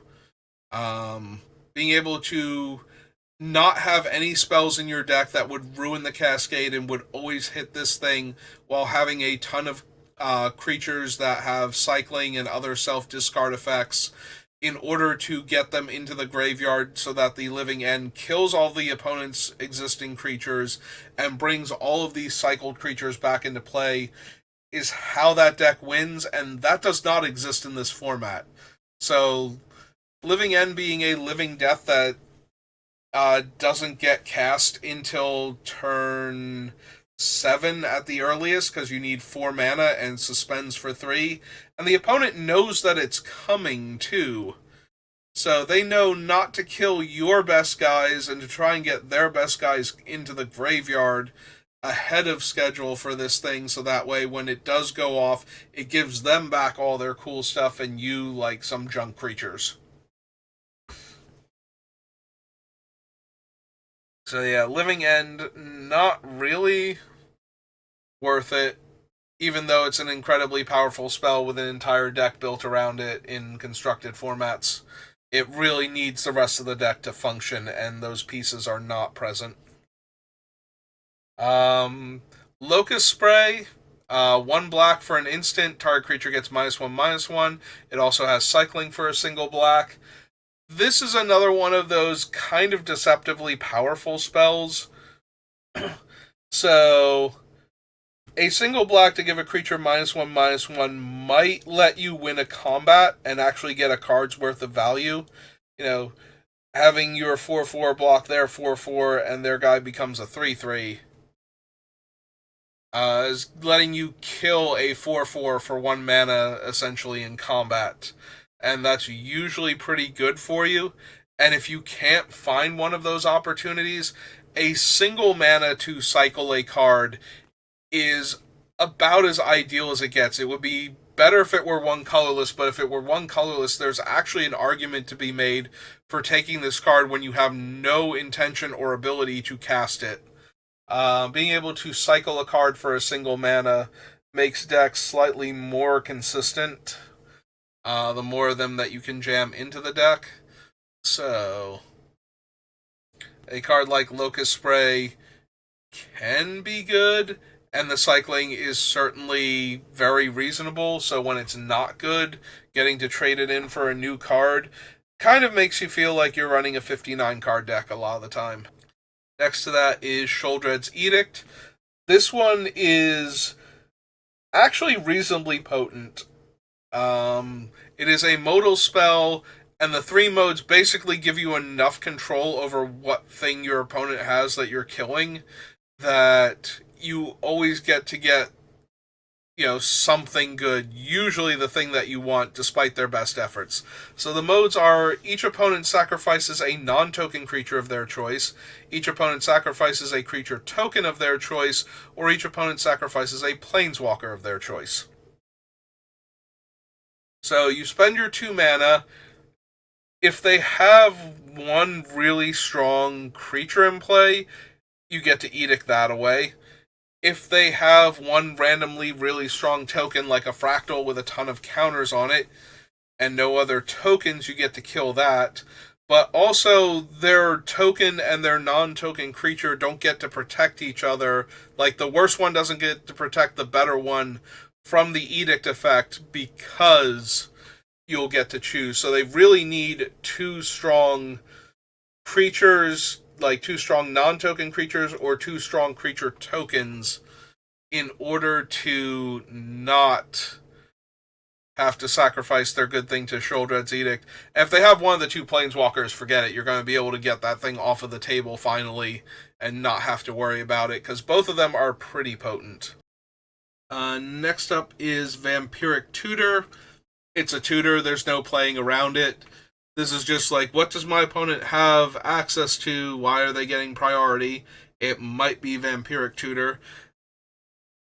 This one is a lot like the Dina's Recovery or whatever its name was that we looked at before, where you're only spending 1 mana to tutor the card, but it goes on top of your library, so you're giving up a card to make your next draw step better. and you really need something that's going to make up for that card disadvantage. Something that if you play it and the opponent kills it immediately, you're not effectively down 2 cards. But if you have that particular creature in your deck or other spell, then Vampiric Tutor is not the worst. So first up is Abrade. Abrade has always been potent. There aren't a ton of artifacts in this set, so its ability to destroy an artifact is significantly less powerful than normal, but 2 mana deal 3 damage to target creature has always been an acceptable rate in limited at instant speed. Sometimes even at sorcery speed, depending on what the set looked like. You just need to kill stuff sometimes. And 2 mana, 3 damage is pretty efficient for red. Not the best, but, you know, every time they printed Lightning Bolt in Standard, they've regretted it. And it was on the previous Mystical Archive anyway, so they did not duplicate any spells as far as I know. So yeah, Abrade, 3 damage, very efficient. Next up is Big Score, which is 3 in a red for an instant. As an additional cost to cast this spell, discard a card, draw 2 cards, and make 2 treasures. So, normally with card draw, it's kind of like you just need to know it exists because you need to know what your opponent is capable of doing on any given turn. This one throws that off a little bit because they can potentially draw into it if they did not have it.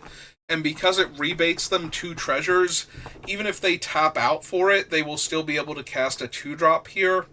So just because they didn't have it before doesn't mean they might not be able to find it real quick the next time you play a spell. Or leave your thing vulnerable some other way where they feel comfortable going for the kill spell. But yeah, it's a card draw spell. There's no play around it. It's just you need to be aware of it so that you know what's giving them priority. But also the fact that it gives them a mana rebate is a factor because it might draw them into something important or relevant to dealing with what you're doing right now. Next to that is Brotherhood's End. So this has 2 modes, but one of them is killing cheap artifacts. And again, there's not really a ton of good artifacts. It's not like anybody's making an artifact token as their mascot, so. But the main mode on Brotherhood's End that you are likely to see is going to be the deal 3 damage to each creature and each planeswalker. Because that kills a whole lot of stuff, and much like the other ones that deal mass damage to all of your creatures, if the opponent can get you to block a few of them as they all start swarming at you, then you might lose more than just your 2/2s and smaller, or 3/3s and smaller. So I was thinking of the other one that dealt 2 damage. This one deals 3, and then there's the one that deals 4. No 1 damage ones, though. Next to that is Bulk Up. So this is 1 in a red. Double target creature's power until end of turn, and it flashes back for 6 mana. So the initial Bulk Up is the scary one that comes out of nowhere, buffs your creature, and lets it deal a ton of damage. The second one is a known quantity, but that still means that the opponent has to respect it when you have the mana available, and the creature could suddenly kill you. If any one random creature getting through, you're at like 4 life, so any 2/2 getting through kills you, then you have to block everything basically every turn at that point to not die. So that can be a little scary. The last time Bulk Up was in a set, though, I don't remember it doing a whole lot. Like, I do remember it being used, and most of the time it was not that impressive. I think that's going to remain true for it going forward, but maybe, I don't know, maybe the 6 mana will make it, on the flashback, will make it appealing to Prismari. After that is Burst Lightning. So, another super efficient burn spell. 1 red mana, deal 2 damage to any target, or red and 4 to kick it, and at that point it deals 4 damage to any target. Burst Lightning is incredibly strong. It was one of the strongest cards in its own original format, which was original Zendikar, because a lot of decks that were winning at the time were incredibly fast and aggressive, and being able to kill one of their cheap creatures early on was just too good. And then in the mid to late game, top decking it was incredibly strong because now you got to deal 4 damage to anything instead. So yeah, Burst Lightning, one of Red's better cards on the list. Next to that is something I feel like we need to discuss, similar to things like Living Death and whatnot. This is Crackle with Power. So Crackle is 2 red and triple X. So in order to have X equal 1, you have to pay 5 mana, 3 ones and the 2 red. In order for X to be 2, you have to spend 8 mana. And for X to be 3, you need 11 mana in order to cast the spell properly. Now, what it does when you do get to these numbers is it deals 5 times X damage to each of up to X targets. So, if you can get it up to your opponent's life total, it wins you the game on the spot. Like, if the opponent is at 10 and you manage to cast it for X equals 2, that will be 10 damage to them and 10 damage to whatever whimsical character they have lying around that you think needs to leave the battlefield. And if they don't have, a low enough life total, then you can just start smiting some of their creatures, potentially, or one of their creatures and them still, and, now they're a bit lower on life, and maybe you can finish them off in a turn or two. But yeah, Crackle with Power is one of those game-ending cards that I don't want to see until I'm ready to end the game, basically. And then I want to find it as quickly as possible. So yeah, it's Crackle. Next up is Monstrous Rage. So Monstrous Rage is 1 red mana. Target creature gets +2/+0 until end of turn, and then you create a monstrous roll and attach it to that creature. So if you don't know how the rolls work, a creature can only have 1 roll at a time. If a new roll gets put on it, I believe the old one falls off. I think it's the newest one wins. I don't think you get to choose, but it's been too long. I'm blanking a little bit. Either way, +2/+0, and then +1/+1 in Trample. So 1 mana, +3/+1 in Trample. Tends to do a lot of damage. This thing got banned out of Standard because of how much extra damage it was getting through pretty much every turn. Giving, Heartfire Hero this plus his own 1/1 counter plus Trample for the rest of the game just made it so hard for other players to win. And that will be true in limited games of Magic with this card. If your creature gets in for 3 extra damage 1 turn, and then, trades off and tramples over for a couple points of damage the following turn, that's just going to be so good for you. Getting your 2 for 2 there and dealing them a bunch of damage and clearing the way for the rest of your stuff just is so innately good. Like I said, it's why it's been banned in Standard and why it's a problem in, other formats, and why it's actually good enough for the Mystical Archives. Unlike some other cards where they kind of need the other stuff that's going on around them, and there's no good substitute in a limited format, Monstrous Rage is just always good to push extra damage.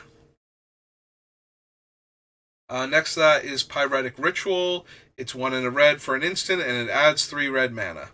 So the only ambush factor about this card is that your opponent might suddenly have enough mana to actually cast a spell that you weren't thinking about because they didn't have enough mana, and now they suddenly do. But yeah, it's not good in limited. It is entirely a card for constructed formats. It's very good at helping enable Storm simply because casting it gives you more mana than required to cast, which allows you to then cast more ritual effects and therefore build up your Storm count while maintaining your mana to actually cast those big spells at the end and get all of the copies on the stack. Return the Favor. So this is a card that I had very high hopes for that never quite performed as well as I wanted it to. It did okay a few times, but normally was not that good, sadly. So 2 red, and it has Spree, which means you have to pay at least one of these other additional costs, and whichever one you pay will determine what the card does. You can pay both of them if you have the mana available. So for 1 generic, it becomes copy target spell, target instant or sorcery spell, or activated or triggered ability, and you may choose new targets for the copy. And for an additional 1 mana, it's also change the target of target spell or ability with a single target. So if you pay 2 red and 1, you either get the first mode or the second mode. If you pay 2 red and 2, you get the first mode, then the second mode. You choose the targets for it. So you will copy the spell first, or the ability, and then you will change the target of the spell or ability that you're targeting. Most likely they're going to be the same spell, and getting to take control of an opponent's removal spell and redirect it to their thing while copying it to kill one of their other things is one of those effects that I dream about getting, because that's the ideal scenario for the card, but it never quite worked out that way, that I recall. I don't think I ever got anybody with Return the Favor properly. Next up is Subterranean Tremors. It is red and X for a sorcery. It deals X damage to each creature without flying. If X is 4 or more, destroy all artifacts. If X is 8 or more, create an 8/8 red lizard creature token. It is not quite an earthquake because it doesn't deal damage to players. And now I'm forgetting what that one is called, the one that only deals damage to creatures for red and X.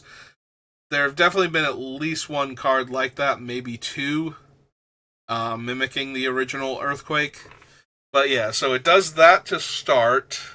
So obviously you having flyers is good. Opponents having flyers makes this card worse. And destroying all artifacts probably doesn't matter much. We already looked at the artifacts and there weren't a ton of them. But making an 8/8 is definitely a thing. And you will have dealt the 8 damage first. Again, you do all the effects in order. So you have dealt the 8 damage first.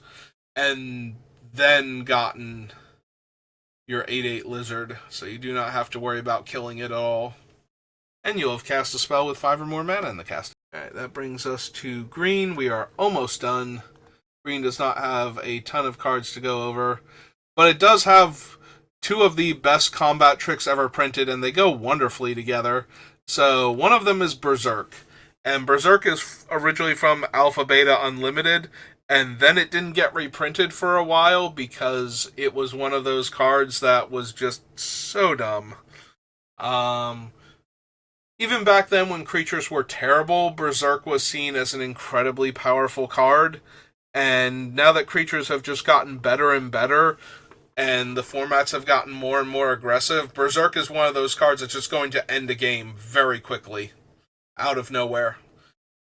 So it is, it can't be cast after the combat damage step, because there is a point in time during the combat step called the end of combat step, where a creature has attacked, is tapped, damage has already been dealt, but is still technically in combat, and that would still make it an attacking creature.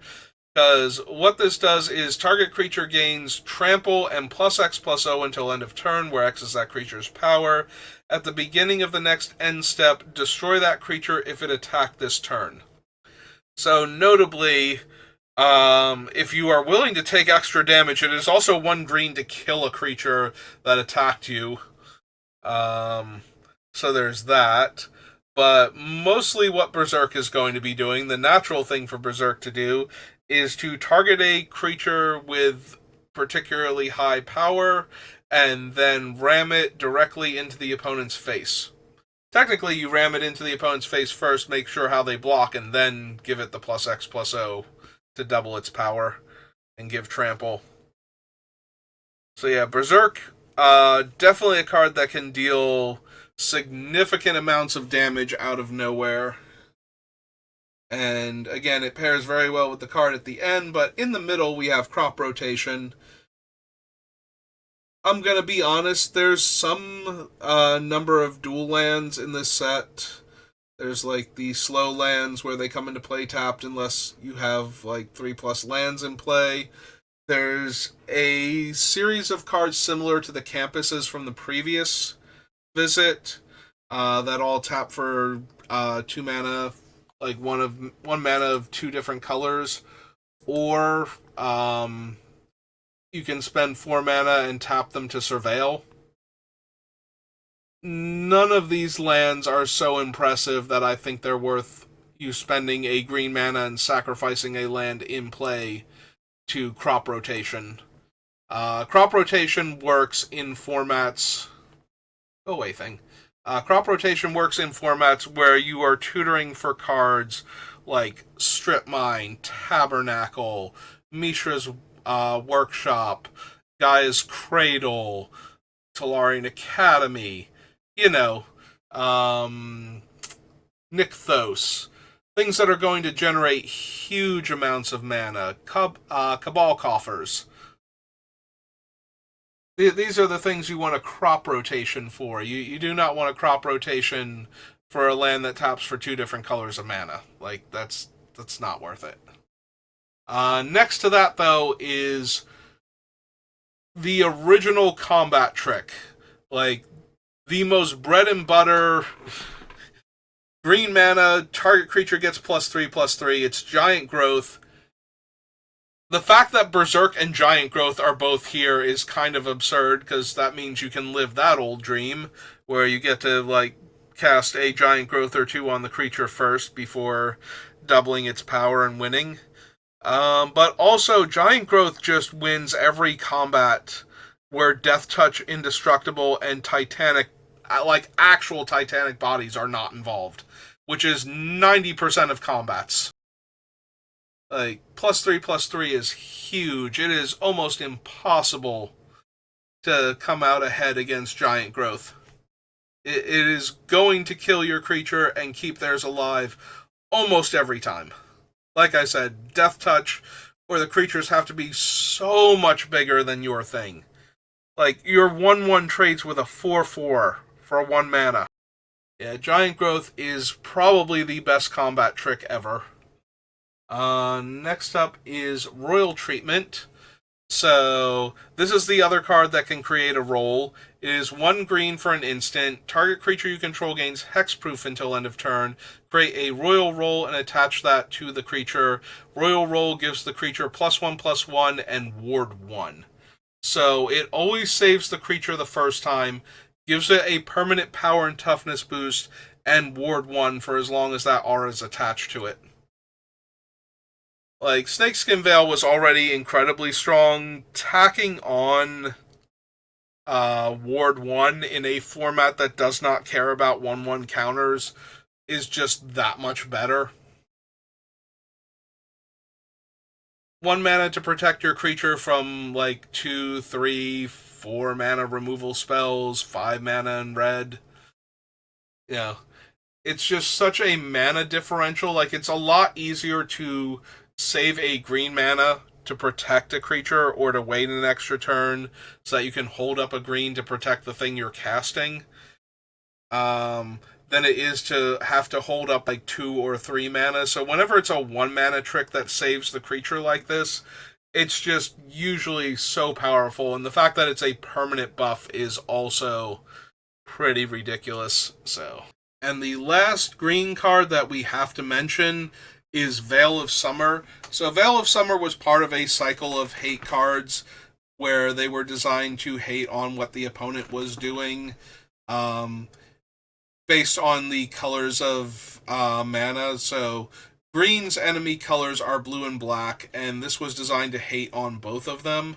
Um, they originally had Veil of Autumn as a part of a cycle of color hosing cards, and it's kind of like this but worse, so they decided to beef it up a little bit, and that made it a bit too powerful for certain formats.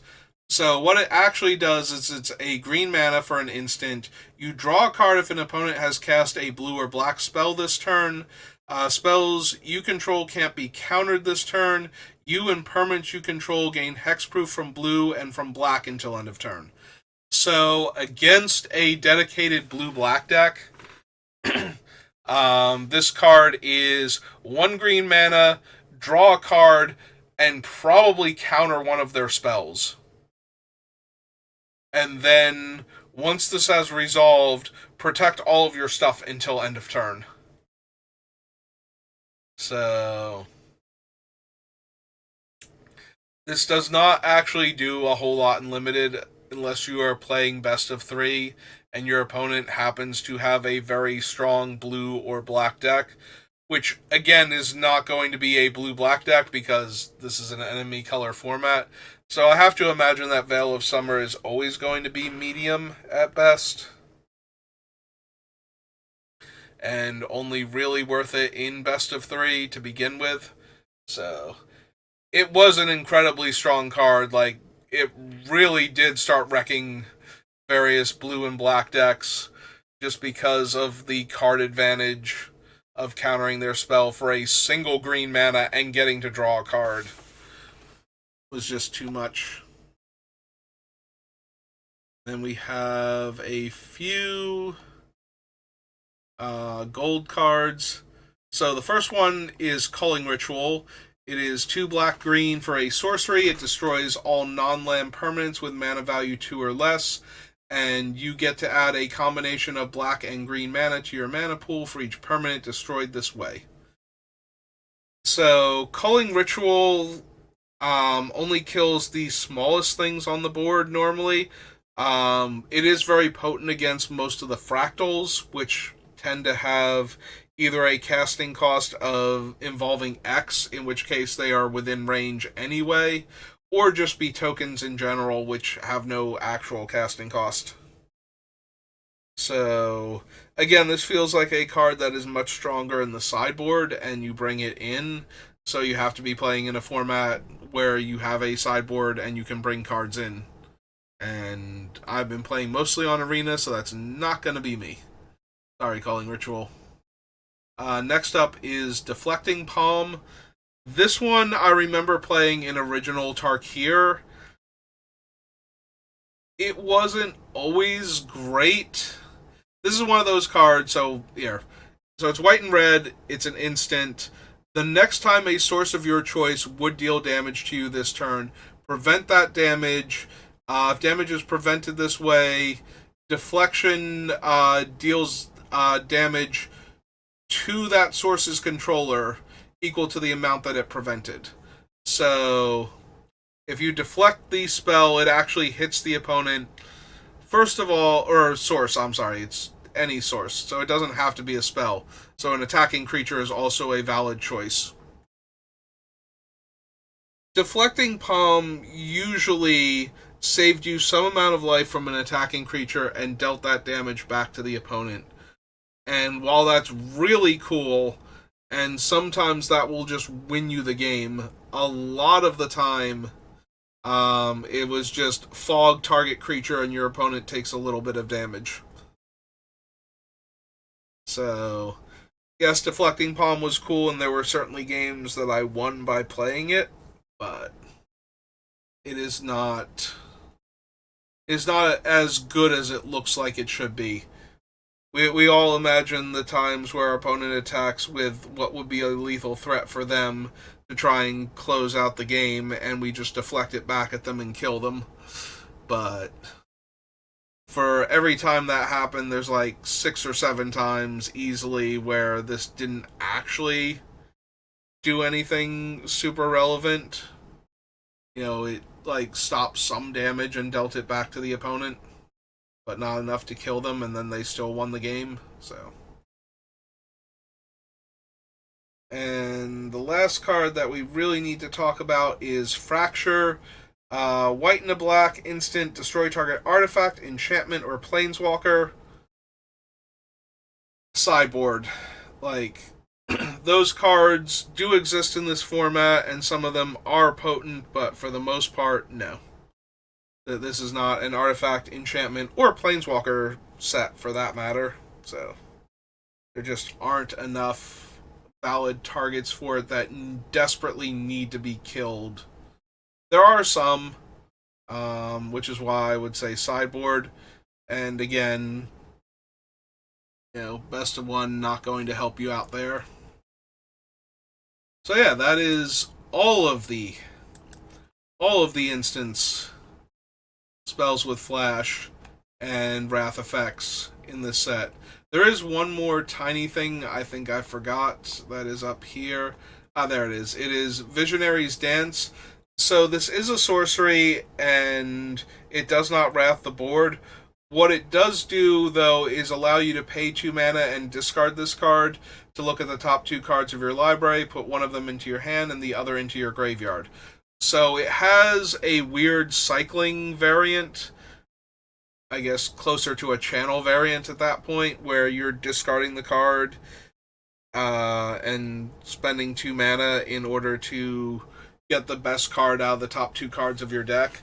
And this is a variation on a thing that they did with a lot of the expensive Prismari spells in our previous visit to Strixhaven, which is to give them something else they can do in the early game.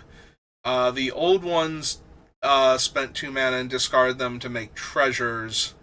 This one gives you some card selection, helps you find lands to cast your other spells in the early game, or spells that are castable in the mid-game. Late game, you should be able to cast this and make a bunch of flying bodies.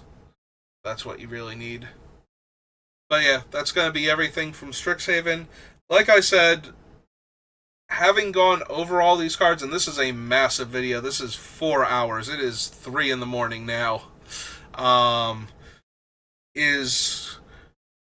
it's a lot to remember. There are so many instances in this set. There are a ton of things the opponent can do.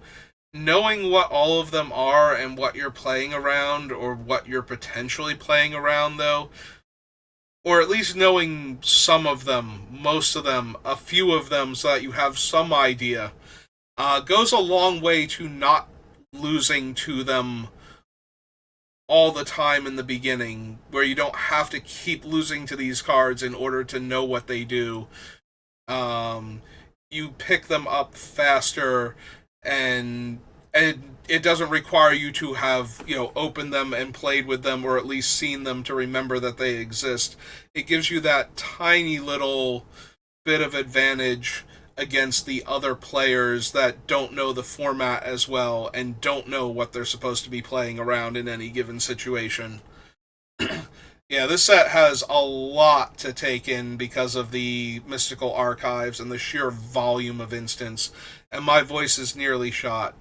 But this has always helped me at pre-releases to just play a little bit better, a little bit smarter, and sometimes that's really all you need. If you're already good at Magic, you'll be that much better than some of the other players you're going to play against, and you're going to get those prize packs early on for a new set where you need all of this stuff, so that way you don't have to buy quite as much on the secondary market or open as many boxes to get the rest of what you need.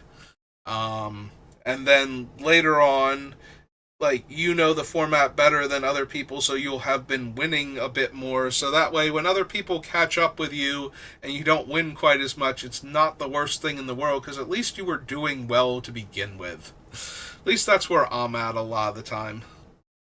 So yeah, I tend to adapt to a new format much faster than other people, and this is one of the tricks that I use to get ahead of the other players. So I hope this helps you at the pre-release. Good luck with that. If this does help, please come back and let me know. I would appreciate the feedback. Thank you for watching, and I will see you next time. Have a good rest of your day.